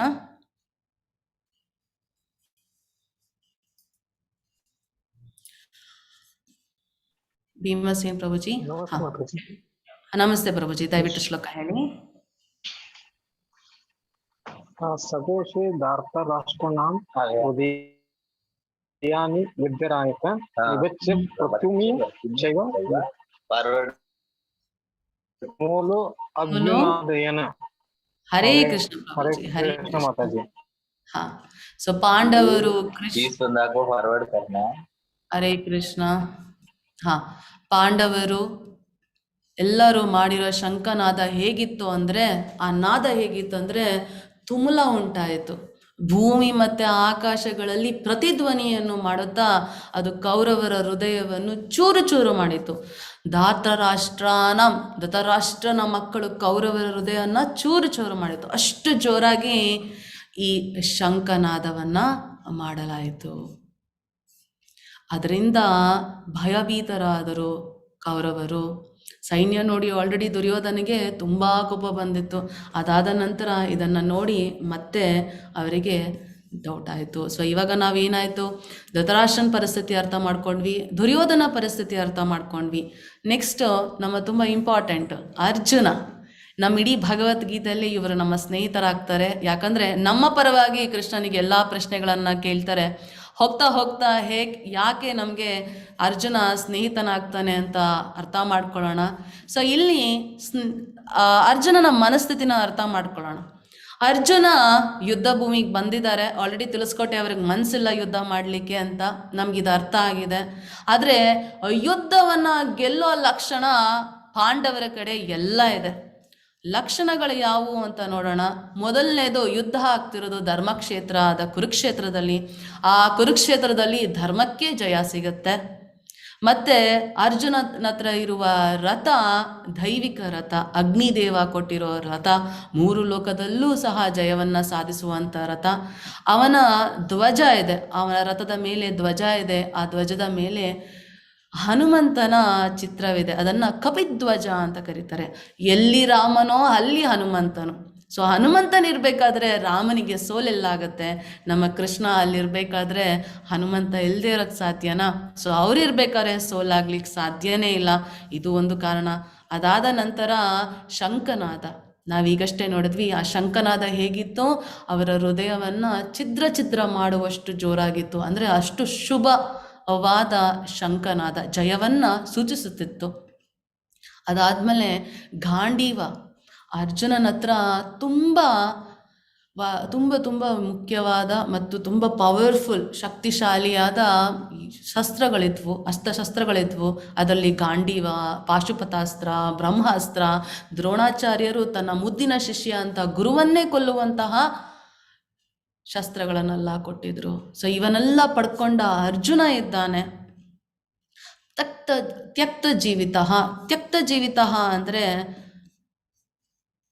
ತ್ಯಕ್ತ ಜೀವಿತ ಅಂದರೆ ಭಗವಂತನ ಸೇವೆಗೆ ಅಂತ ನಿಂತರೆ ಜನ ಏನು ಬೇಕಾದ್ರೂ ಮಾಡ್ತಾರೆ. ಹಾಗಿರ್ಬೇಕಾದ್ರೆ ಅರ್ಜುನನ್ಗೆ ರಾಜ್ಯನೇ ಇಲ್ಲ. ದುರ್ಯೋಧನನ ಕಡೆ ಅಷ್ಟು ಸೈನ್ಯ ಇದೆ, ಆದರೂ ಸಹ ಅರ್ಜುನನ ಕಡೆ ಯುದ್ಧ ಮಾಡೋಕ್ಕೆ ಅಂತ ಅಷ್ಟು ಜನ ಇದ್ದಾರೆ. ಅವರೆಲ್ಲ ಧರ್ಮದ ಕಡೆ ನಿಂತಿದ್ದಾರೆ. ತಮ್ಮ ಜೀವವನ್ನು ದುರ್ಯೋಧನನ್ಗಲ್ಲ, ಅರ್ಜುನ ಪಾಂಡವ ಧರ್ಮದ ಕಡೆಗೆ ಇಟ್ಟಿದ್ದಾರೆ. ತ್ಯಕ್ತ ಜೀವಿತ, ತಮ್ಮ ಜೀವವನ್ನು ಸಹ ತ್ಯಾಗ ಮಾಡುವಂತಹ ಜೀವಿಗಳು ಪಾಂಡವರ ಕಡೆ ಇದ್ದಾರೆ. ಅದಾದ ನಂತರ ತುಂಬ ಮುಖ್ಯವಾದದ್ದು ಮೋಕ್ಷಾದ ಏಕಾದಶಿ. ಯುದ್ಧ ಶುರುವಾಗಿದ್ದ ದಿನ ಏಕಾದಶಿಯನ್ನು ಹರಿದಿನ ಅಂತಾರೆ. ಬುಧವಾರ ನಮ್ಗೆ ಏಕಾದಶಿ ಇದೆ. ಏಕಾದಶಿ ದಿನ ಭಗವಂತನ ಸೇವೆ ಮಾಡಿದ್ರೆ ನಾವು ಇರುವ ಕರ್ಮ ಪಾಪಗಳನ್ನೆಲ್ಲ ಕಳ್ಕೊಂಡು ಭಗವಂತನ ಧಾಮಕ್ಕೆ ಹೋಗ್ಬೋದು. ಹಾಗಾಗಿ ಏಕಾದಶಿ ದಿನ, ಅದು ಮೋಕ್ಷದ ಏಕಾದಶಿ ದಿನ ಯುದ್ಧ ಪ್ರಾರಂಭ ಆಯಿತು. ಭಗವಂತನ ಜೊತೆಗೆ ಧರ್ಮ ಸ್ಥಾಪನೆಗೆ ನಿಂತಿರೋ ಇವರೆಲ್ಲರಿಗೆ ಜಯ ಖಂಡಿತ. ಮತ್ತು ಎಲ್ಲಿ ಕೃಷ್ಣನಿದ್ದಾನೋ ಅವನ ಪ್ರಿಯ ಸಂಗಾತಿ ಭಾಗ್ಯಲಕ್ಷ್ಮಿ ಇರಬೇಕು. ಭಾಗ್ಯಲಕ್ಷ್ಮಿ ಜಯ, ಭಾಗ್ಯ ಮತ್ತು ಐಶ್ವರ್ಯ ಎಲ್ಲವನ್ನು ತಂದುಕೊಡ್ತಾರೆ. ಸೊ ಅಲ್ಲಿರ್ಬೇಕಾದ್ರೆ ಅರ್ಜುನನಿಗೆ ಸೋಲ ಭಯ ಅಲ್ಲ. ಕೊನೆಯದಾಗಿ ಕೃಷ್ಣನೇ ಇದ್ದಾನೆ. ಋಷಿಕೇಶ ಅಂದರೆ ಎಲ್ಲ ಇಂದ್ರಿಯಗಳನ್ನು ಕಂಟ್ರೋಲ್ ಮಾಡ್ಕೊಳ್ಳೋನು, ಶಕ್ತಿ ಇರುವವನು, ಎಲ್ಲವನ್ನ ಕಂಟ್ರೋಲ್ ಮಾಡೋವನು, ಅವನೇ ಋಷಿಕೇಶ. ಈ ಋಷಿಕೇಶನೇ ಜೊತೆಗಿರಬೇಕಾದ್ರೆ ಅರ್ಜುನನಿಗೆ ಸೋಲುವ ಭಯವೇ ಇಲ್ಲ. ಆದರೂ ಸಹ ನಮ್ಮ ಅರ್ಜುನನಿಗೆ ಯುದ್ಧ ಮಾಡೋ ಮನಸ್ಸಿಲ್ಲ. ಯುದ್ಧ ಭೂಮಿಗೆ ಬಂದಿದ್ದಾರೆ. ಬಂದ್ಬಿಟ್ಟು ಕೃಷ್ಣನಿಗೆ ಹೇಳ್ತಾರೆ, ಕೃಷ್ಣ ಅವನ ಸಾರಥಿ. ನಾನು ಆಲ್ರೆಡಿ ಹೇಳ್ದಾಗೆ ಕೃಷ್ಣ ಹೇಳ್ತಾರೆ ಯುದ್ಧ ಮಾಡೋದಿಲ್ಲ, ಯುದ್ಧ ಭೂಮಿಯಲ್ಲಿ ಇರ್ತೇನೆ ಅಂತ. ಹಾಗಾಗಿ ಅರ್ಜುನನ ಸಾರಥಿ ಆಗ್ತಾರೆ. ಸೊ ಯುದ್ಧ ಭೂಮಿಯಲ್ಲಿ ಅರ್ಜುನ ಕೃಷ್ಣನಿಗೆ ಹೇಳ್ತಾರೆ, ಕೃಷ್ಣ ರಥವನ್ನ ಈ ಎರಡೂ ಸೈನ್ಯ, ಕೌರವರು ಪಾಂಡವರ ಸೈನ್ಯದ ಮಧ್ಯ ನಿಲ್ಲಿಸು. ಯಾರ್ಯಾರು ಯುದ್ಧ ಮಾಡಬೇಕು ಅಂತ ಬಂದಿದ್ದಾರೆ ನಾನು ಅವ್ರನ್ನೆಲ್ಲ ನೋಡಬೇಕು ಅಂತ. ಯಾವಾಗ ನೋಡ್ತಾರೋ ಕೃಷ್ಣ ತಗೊಂಡೋಗಿ ನಿಲ್ಲಿಸ್ತಾರೆ. ಇಂಥ ಭಗವಂತ ಭಕ್ತನ ಸೇವೆ ಮಾಡ್ತಾ ಇದ್ದಾರೆ ಅಲ್ವಾ ಅಂತ ಅಂತ ಅಂತ ಭಗವಂತ ಸಾರಥಿಯಾಗಿ ಅರ್ಜುನನ್ಗೆ ನಿಂತಿದ್ದಾರೆ. ರಥವನ್ನು ಮಧ್ಯದಲ್ಲಿ ನಿಲ್ಲಿಸ್ತಾರೆ. ಅವಾಗ ಏನಾಗುತ್ತೆ, ಅರ್ಜುನ ಎದುರುಗಡೆ ಕೌರವರ ಕಡೆ ಯಾರನ್ನ ನೋಡ್ತಾರೆ ಗೊತ್ತಾ? ಅವ್ರ ತಾತ, ಅವರ ಅಪ್ಪಂದಿರು, ಸೋದರ ಮಾವಂದಿರು, ಮಕ್ಕಳು, ಮೊಮ್ಮಕ್ಕಳು, ಹಿತೈಷಿಗಳು, ಸ್ನೇಹಿತರು, ತಮ್ಮಂದಿರು, ಅಣ್ಣಂದಿರು, ಒಬ್ಬರಲ್ಲ ಇಬ್ಬರಲ್ಲ ಎಲ್ಲರನ್ನ ನೋಡ್ತಾರೆ. ನೋಡಿದ ತಕ್ಷಣ ಅವರ ಮನಸ್ಸು ಕಂಪ್ಲೀಟಾಗಿ ಡಿಸ್ಟರ್ಬ್, ಗೊಂದಲ, ಪೂರ್ತಿ ಗೊಂದಲ. ಬೇಕಾ ಈ ಯುದ್ಧ? ಇವು ಯುದ್ಧ ಮಾಡಿದ್ರೆ ಇವರೆಲ್ಲ ಜೀವ ಕಳ್ಕೊತಾರೆ. ಪಾಂಡವರು ಗೆಲ್ಬೇಕಂದ್ರೆ ಕೌರವರೆಲ್ಲ ಜೀವ ಕಳ್ಕೋಬೇಕಲ್ವಾ? ಅಲ್ಲೊಬ್ಬರು ಇಬ್ಬರು ಅಲ್ವಾ, ಲಕ್ಷಾಂತರ ಕೋಟ್ಯಾಂತರ ಜನ ಸೇರಿದ್ದಾರೆ. ಅವರದೆಲ್ಲ ಪ್ರಾಣ ನಾನು ಗೆಲ್ಲೋದ್ರಿಂದ ಹೋಗುತ್ತೆ. ಮನಸ್ಸಿಗೆ ಪೂರ್ತಿ ಗೊಂದಲ ಉಂಟಾಗುತ್ತೆ. ಈ ಗೊಂದಲದಿಂದಾಗಿ ಅರ್ಜುನನ್ಗೆ ಏನು ಮಾಡಬೇಕು ಅಂತ ಗೊತ್ತಾಗಲ್ಲ. ಹಾಗಾಗಿ ಆ ಗೊಂದಲಕ್ಕೊಳಕಾದ ಅರ್ಜುನ ಏನು ಮಾಡ್ತಾನೆ, ಕೃಷ್ಣನಿಗೆ ಶರಣಾಗ್ತಾನೆ. ಶರಣಾಗಿ ಏನಂತ ಹೇಳ್ತಾರೆ ಅಂದರೆ, ಅಪ್ಪ ತಂದೆ ನನಗೆ ದಾರಿಯನ್ನು ತೋರಿಸು. ಅದರ ಪರಿಣಾಮವಾಗಲೇ ನಮಗೆ ಭಗವದ್ಗೀತೆ ಸಿಕ್ಕಿರೋದು. ಅರ್ಜುನ ನಮ್ಮ ಸ್ನೇಹಿತ ಅಂತ ತಿಳಿಸ್ಕೊಟ್ಟೆ. ಅರ್ಜುನ ಇರುವ ಗೊಂದಲ ಸ್ಥಿತಿಯಲ್ಲಿ ನಾವೂ ಎಲ್ಲ ಇದ್ದೇವೆ. ಜೀವನದಲ್ಲಿ ಏನು ಮಾಡಬೇಕು, ನಾವೇನೇ ಮಾಡಿದ್ರೂ ಫಲ ಸಿಗಲ್ಲ, ಸಿಕ್ಕಿದ ಫಲ ನಮ್ಮ ಜೊತೆ ಇರಲ್ಲ. ಹೇಗೆ ನಾವು ಜೀವನದಲ್ಲಿ ಸುಖವಾಗಿ ಇರ್ಬೋದು, ದುಃಖ, ಗೊಂದಲ ಮತ್ತು ಭಯದಿಂದ ಹೇಗೆ ದೂರ ಇರ್ಬೋದು, ಇದಕ್ಕೆಲ್ಲ ಅರ್ಜುನನಿಗೆ ಕೃಷ್ಣ ಕೊಟ್ಟಿರೋ ಉತ್ತರನೇ ನಮಗೂ ಆಗಿಬರುತ್ತೆ. ಯಾಕಂದರೆ ಅರ್ಜುನ ಮತ್ತು ನಾವು ಎಲ್ಲ ಜೀವಾತ್ಮಗಳು ಈ ಭೂಮಿ ಮೇಲೆ ಬಂದಿದ್ದೇವೆ. ನಮಗೂ ಜೀವನದಲ್ಲಿ ಹೆಜ್ಜೆಜ್ಜೆಗೂ ಯುದ್ಧವೇ ಆಗುತ್ತೆ.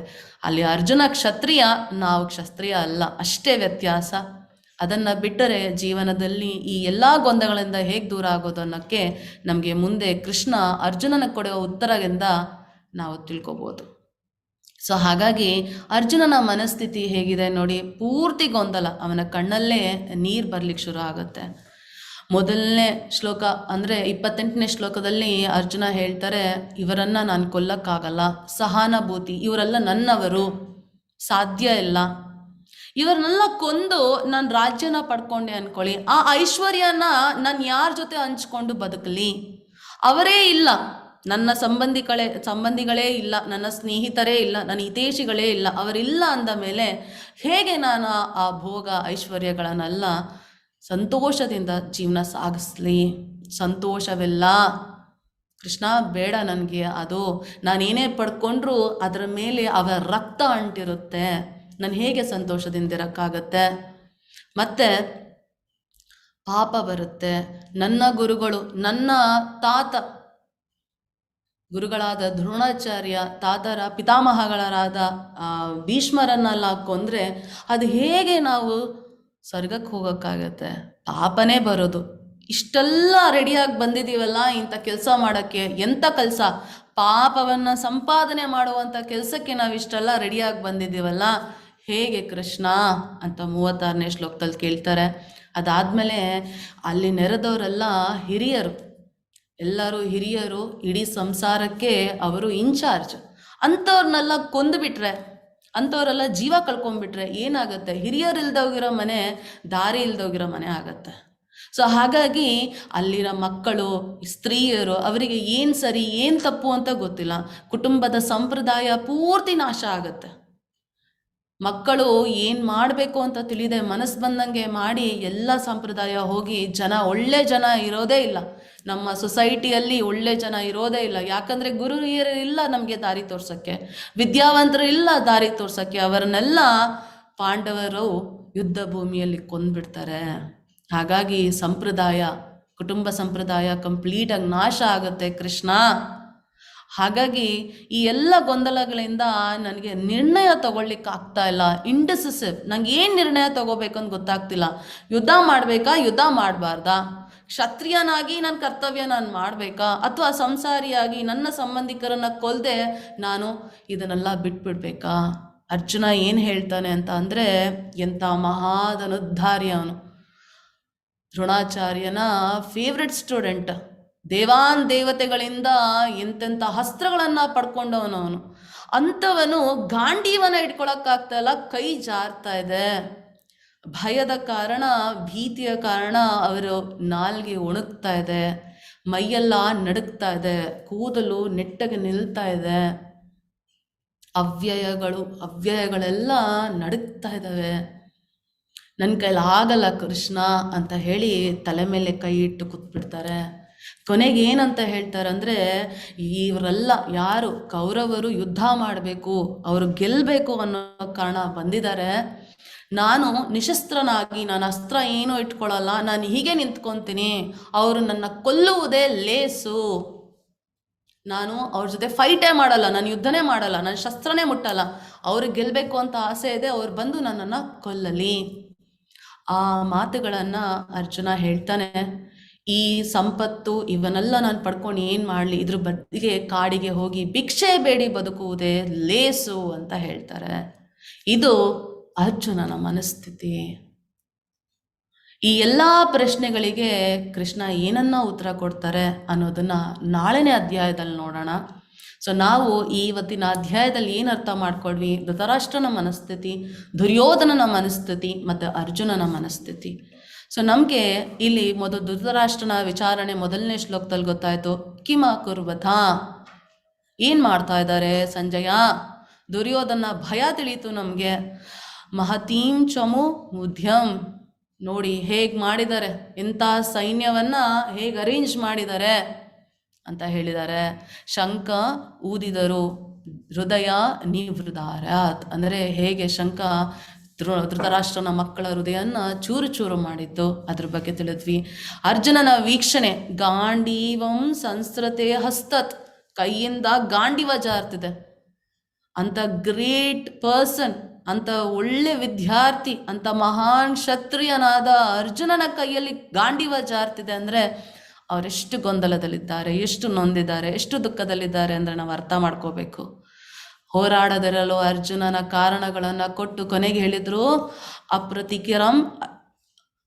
ಅಪ್ರತೀಕರಂ ಅಶಸ್ತ್ರಂ, ನಾನು ಯುದ್ಧ ಮಾಡೋದಿಲ್ಲ, ನಾನು ಶಸ್ತ್ರ ಮುಟ್ಟಲ್ಲ, ಅಶಸ್ತ್ರಂ, ಅವರನ್ನು ನನ್ನ ಕೊಂದು ಗೆದ್ಕೊಳ್ಳಿ. ಈ ಪರಿಸ್ಥಿತಿಯಲ್ಲಿ ಅರ್ಜುನ ಇದ್ದಾರೆ. ಸೊ ನಾವು ಇದರಿಂದ ಏನು ಅರ್ಥ ಮಾಡ್ಕೋಬೋದು? ನಮ್ಮ ಜೀವನದಲ್ಲೂ ಈ ಸಮಸ್ಯೆಗಳು ಬರುತ್ತೆ, ನಮಗೂ ಬೇರೆಯವ್ರ ಮೇಲೆ ಸಹಾನುಭೂತಿ ಬರುತ್ತೆ, ನಮಗೆ ಸಂತೋಷ ಇರೋದಿಲ್ಲ. ಇದನ್ನೆಲ್ಲ ಪಡ್ಕೊಂಡು ನಾವು ಸಂತೋಷ ಇರ್ತೀವ? ಕೆಲವೊಮ್ಮೆ ನಮಗೆ ಪಾಪ ಪ್ರಜ್ಞೆ ಕಾಡುತ್ತೆ, ಕೆಲವೊಮ್ಮೆ ಕುಟುಂಬ ಸಂಪ್ರದಾಯ ನಾವೇನಾದ್ರು ಹಾಳು ಮಾಡ್ತಾ ಇದ್ದೀವ ಅನಿಸುತ್ತೆ, ಕೆಲವೊಮ್ಮೆ ನಮಗೆ ನಿರ್ಣಯ ತಗೊಳ್ಲಿಕ್ಕಾಗೋದಿಲ್ಲ. ಸೊ ನಿಮ್ಮಲ್ಲಿ ಇದೆಲ್ಲ ಜೀವನದಲ್ಲಿ ಒಂದು ಮಟ್ಟಿಗೆ ಬಂದು ಹೋಗುತ್ತೆ. ಪ್ರತಿಯೊಬ್ಬರ ಜೀವನದಲ್ಲೂ ಇದು ಇದ್ದೇ ಇರುತ್ತೆ. ಹಾಗಾಗಿ ಇದಕ್ಕೆಲ್ಲ ನಿಮಗೆ ಉತ್ತರ ಬೇಕು ಅಂದರೆ ನಾಳಿನ ಅಧ್ಯಾಯ ಗೀತಾ ಸಾರಾಂಶ, ಅರ್ಜುನನಿಗೆ ಕೃಷ್ಣ ತಿಳಿಸ್ಬೇಕಾಗಿರೋದನ್ನೆಲ್ಲ ನಾಳಿನ ಅಧ್ಯಾಯದಲ್ಲಿ ಹೇಳ್ಬಿಡ್ತಾರೆ.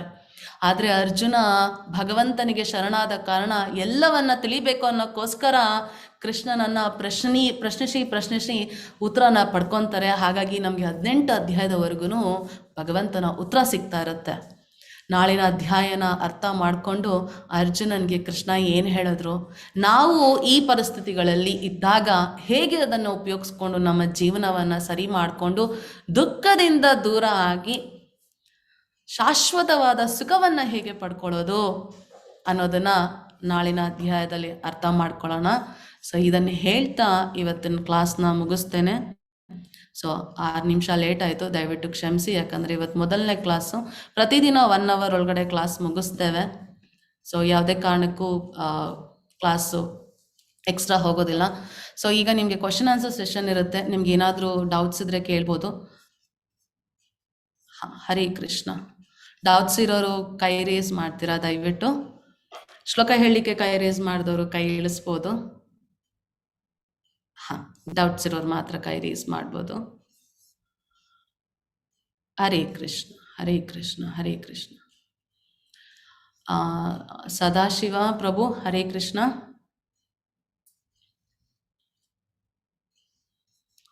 ಅನ್ಮ್ಯೂಟ್ ಮಾಡಿ ಪ್ರಭು, ಹರೇ ಕೃಷ್ಣ. ಇಲ್ವಾ? ಸುಪ್ರೀತಾ ಮಾತಾಜಿ, ಹರೇ ಕೃಷ್ಣ.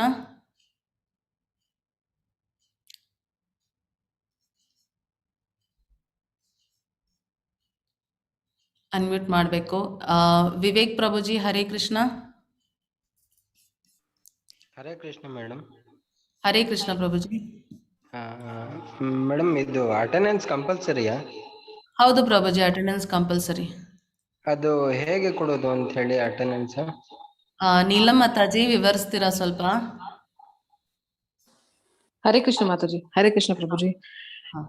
ಅಟೆಂಡೆನ್ಸ್ ಅಂದ್ರೆ ನೀವು ಆಲ್ರೆಡಿ ಜಾಯ್ನ್ ಆದ್ಮೇಲೆ ನಮ್ ಕಡೆ ಎಲ್ಲ ರೆಕಾರ್ಡ್ ಇರುತ್ತೆ, ಯಾವ ಟೈಮ್ ಜಾಯ್ನ್ ಆಗಿದ್ದೀರಾ, ಯಾವ ಟೈಮ್ ಆಗಿಲ್ವಾ ಅಂತ. ಸೊ ಅದು ನಾವು ಬ್ಯಾಕ್ ಎಂಡ್ ಅಲ್ಲಿ ಚೆಕ್ ಮಾಡಬಹುದು ಪ್ರಭುಜಿ. ಸೆಪರೇಟ್ ಆಗಿ ನೀವ್ ಏನ್ ಶೀಟ್ ಫಿಲ್ ಮಾಡೋದಂತೂ ಏನಿರಲ್ಲ, ಆದ್ರೆ ನಾವು ನಮ್ ಕಡೆಯಿಂದ ಚೆಕ್ ಮಾಡಬಹುದು. ಹರೇ ಕೃಷ್ಣ.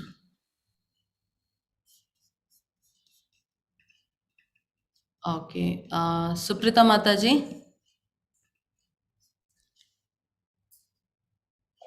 ದಯವಿಟ್ಟು ಅನ್ಮ್ಯೂಟ್ ಮಾಡಿ ಕೈ ರೇಸ್ ಮಾಡಿರೋರು. ಪೃಥ್ವಿ ಕೋರಿ ಪ್ರಭುಜಿ. ಹರೇ ಕೃಷ್ಣ ಮಾತಾಜಿ. ಹರೇ ಕೃಷ್ಣ. ಮಾತಾಜಿ, ಎಷ್ಟನೇ ಪೇಜ್ ವರೆಗೆ ಇವತ್ತು ಮುಗಿಸ್ಬೇಕು ಮಾತಾಜಿ ಮತ್ತೆ ಓದೋದು? ಮಾತಾಜಿ, ಇವತ್ತು ನಾವು ಮೊದಲನೇ ಅಧ್ಯಾಯನ ಪೂರ್ತಿ ಮಾತಾಡಿದ್ವಿ ಮಾತಾಜಿ. ಮೊದಲನೇ ಅಧ್ಯಾಯದಲ್ಲಿ ಅರ್ಜುನನ ವಿಷಾದ ಯೋಗ ಇದೆ ಮಾತಾಜಿ. ನಾನು ನಿಮಗೆ ಒಂದೊಂದು ಶ್ಲೋಕದಲ್ಲೂ ಅರ್ಜುನ ಏನು ಹೇಳಿದ್ರು ಅಂತ ವಿವರಿಸಿದ್ದೇನೆ. ಮೊದಲನೇ ಅಧ್ಯಾಯನ ಪೂರ್ತಿ ಓದಿ ಮಾತಾಜಿ ನೀವು, ಆಯ್ತಾ? ನಾನು ಹೇಳಿರೋದನ್ನ ನೀವು ಅಲ್ಲಿ ಅರ್ಥ ಮಾಡ್ಕೋಬಹುದು, ಅದನ್ನೇ ಕೊಟ್ಟಿರೋದು. ಓಕೆನಾ? ಓಕೆ ಮಾತಾಜಿ. ಸರಿ ಮಾತಾಜಿ. ಹರೇ ಕೃಷ್ಣ. ಹರೇ ಕೃಷ್ಣ. ಹರೇ ಕೃಷ್ಣ. ಶಶಿಕಲಾ ಮಾತಾಜಿ. ಹರೇ ಕೃಷ್ಣ ಮಾತಾಜಿ. ಹರೇ ಕೃಷ್ಣ. ಮಾತಾಜಿ, ಕ್ವಿಜ್ ಕಾಂಪಿಟೇಷನ್ ಇದೆ ಅಂತ ಹೇಳಿದ್ರಲ್ಲ, ಅದು ಪ್ರತಿದಿನಾನು ಮಾಡ್ಬೇಕಾ ಅಥವಾ ಎಲ್ಲ ಒಂದೇ ದಿನ ಮಾಡಕ್ಕಾಗುತ್ತಾ? ನೀಲಂ ಮಾತಾಜಿ. ಡೈಲಿ ಇರುತ್ತೆ ಕ್ವಿಜ್, ಡೈಲಿ ಚಾಪ್ಟರ್ ವೈಸ್ ಇರುತ್ತೆ ಮಾತಾಜಿ ನಿಮ್ಗೆ. ಮಾತಾಜಿ, ನಾನ್ ಹೇಳ್ತಾ ಇರೋದು ಇವಾಗ ಪ್ರತಿದಿನ ಪ್ರಶ್ನೆಗೆ ಅದೇ ದಿನಾನೇ ಉತ್ತರ ಕೊಡ್ಬೇಕಾ ಅಥವಾ ಎಲ್ಲಾ ಪ್ರಶ್ನೆಗಳಿಗೂ ಒಂದಿನ ಕೊಡ್ಬೋದಾ ಅಥವಾ ಯಾವ ತರ ಅದು ಅಂತ ಗೊತ್ತಿಲ್ಲ. ಆಕ್ಚುಲಿ ಹೇಗಿದೆ ಅಂದ್ರೆ ನಾವು ಲಿಂಕ್ ಶೇರ್ ಮಾಡ್ತೀವಿ ಗೂಗಲ್ ಫಾರ್ಮ್ಸ್ ಅಲ್ಲಿ. ನಿಮ್ಗೆ ಮಲ್ಟಿಪಲ್ ಚಾಯ್ಸ್ ಕ್ವಶನ್ಸ್ 10 ಇರುತ್ತೆ. ಆ ಚಾಪ್ಟರ್ ವೈಸ್ ಇರುತ್ತೆ ಅದು. ನಿಮ್ಗೆ ಚಾಪ್ಟರ್ ಲಿಂಕ್ ಕೊಡದ್ಮೇಲೆ ಒಂದು 2-3 ಡೇಸ್ ಟೈಮ್ ಇರುತ್ತೆ ನಿಮ್ಗೆ. ಆದ್ಮೇಲೆ ಆ ಗೂಗಲ್ ಫಾರ್ಮ್ ಕ್ಲೋಸ್ ಆಗ್ಬಿಡುತ್ತೆ ಅದು. ಸೊ ಅದ್ರ ಒಳಗಡೆ ನೀವು ಎಷ್ಟು ಬೇಗ ಮಾಡಿದ್ರೆ ಅಷ್ಟು ಒಳ್ಳೇದು. ಆಮೇಲೆ ಓಪನ್ ಆಗಿಲ್ಲ, ಆ ತರ ಪ್ರಾಬ್ಲಮ್ ಆಗಬಹುದು. ಸರಿ ಮಾತಾಜಿ, ಆಯ್ತು ಮಾತಾಜಿ. ಹರೇ ಕೃಷ್ಣ. ಓಕೆ, ಹರೇ ಕೃಷ್ಣ. ಹರೇ ಕೃಷ್ಣ. ಯಮುನಾ ಮಾತಾಜಿ ಕೇಳ್ತಾ ಇದ್ದಾರೆ, ಸಾಟರ್ಡೆ ಮತ್ತೆ ಸಂಡೇ ಸಹ ಕ್ಲಾಸ್ ಇದೆಯಾ? ಹೌದು ಮಾತಾಜಿ, ಕಂಟಿನ್ಯೂಸ್ ಆಗಿ. ಇವತ್ತು ಮೊದಲನೇ ಅಧ್ಯಾಯ ಮಾಡಿದ್ವಿ, ನಾಳೆ 2ನೇ ಅಧ್ಯಾಯ, ಹಾಗೆ ಪ್ರತಿದಿನ ಇರುತ್ತೆ. ಶನಿವಾರ ಭಾನುವಾರನೂ ಸೇರಿಸಿ ಇದೇ ಸಮಯಕ್ಕೆ ದಯವಿಟ್ಟು ಕ್ಲಾಸ್ನ ಅಟೆಂಡ್ ಮಾಡಿ. ಮತ್ತು ಅಕ್ಷಯ್ ಪ್ರಭು ಕೇಳಿದ್ದಾರೆ, ಭಗವದ್ಗೀತೆ ಮತ್ತು ಶ್ರೀಮದ್ ಭಾಗವತಮ್ಗೂ ಡಿಫ್ರೆನ್ಸ್ ಏನು ಅಂತ. ಪ್ರಭುಜಿ, ನಾನು ಹೇಳ್ದಾಗೆ ಮಹಾಭಾರತದ ಕುರುಕ್ಷೇತ್ರ ಯುದ್ಧ ಆಗುವಾಗ ಕೃಷ್ಣ ಮತ್ತು ಅರ್ಜುನನ ಮಧ್ಯೆ ನಡುವ ಸಂಬಂಧ ಆಗೋದನ್ನು ಭಗವದ್ಗೀತೆ ಆಗಿದೆ. ಮತ್ತು ನಂತರ ಅರ್ಜುನನ ಮೊಮ್ಮಗ ಪರೀಕ್ಷಿತ ಮಹಾರಾಜ, ವ್ಯಾಸರ ಮಗ ಸುಖಮುನಿಗಳು, ಇವರಿಬ್ಬರ ಮಧ್ಯೆ ಆಗುವ ಸಂವಾದ ಅದು ಶ್ರೀಮದ್ ಭಾಗವತ. ಅಲ್ಲಿ ನಾವು ಭಗವಂತನ ಬಗ್ಗೆ, ಭಗವಂತ ಸೃಷ್ಟಿ ಮಾಡಿದ್ದು ಹೇಗೆ, ಅವನ ವಿವಿಧ ರೂಪಗಳು, ಬೇರೆ ಎಲ್ಲವನ್ನ ತಿಳ್ಕೊಬೋದು ನಾವಲ್ಲಿ. ಇಲ್ಲಿ ಭಗವಂತ ಮತ್ತು ಅರ್ಜುನನ ಮಧ್ಯೆ ಆಗುವ ಶ್ಲೋಕಗಳು, ಮಾತುಕತೆಗಳು ಮಾತ್ರ ಇಲ್ಲಿದೆ.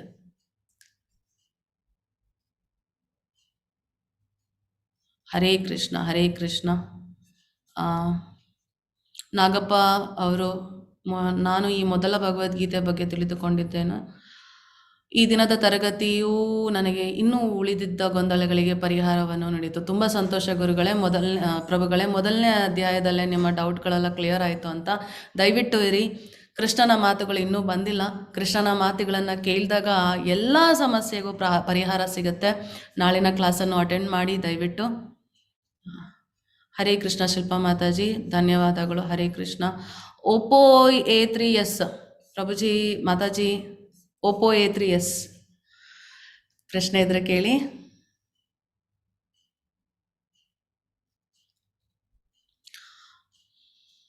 ದಯವಿಟ್ಟು ಕೈ ರೇಸ್ ಮಾಡಿರೋ ನನ್ನ ಹೆಸರು ಹೇಳಿದಾಗ ಅನ್ಮ್ಯೂಟ್ ಮಾಡಿ. ರಮೇಶ್ ಪ್ರಭು, ಹರೇ ಕೃಷ್ಣ.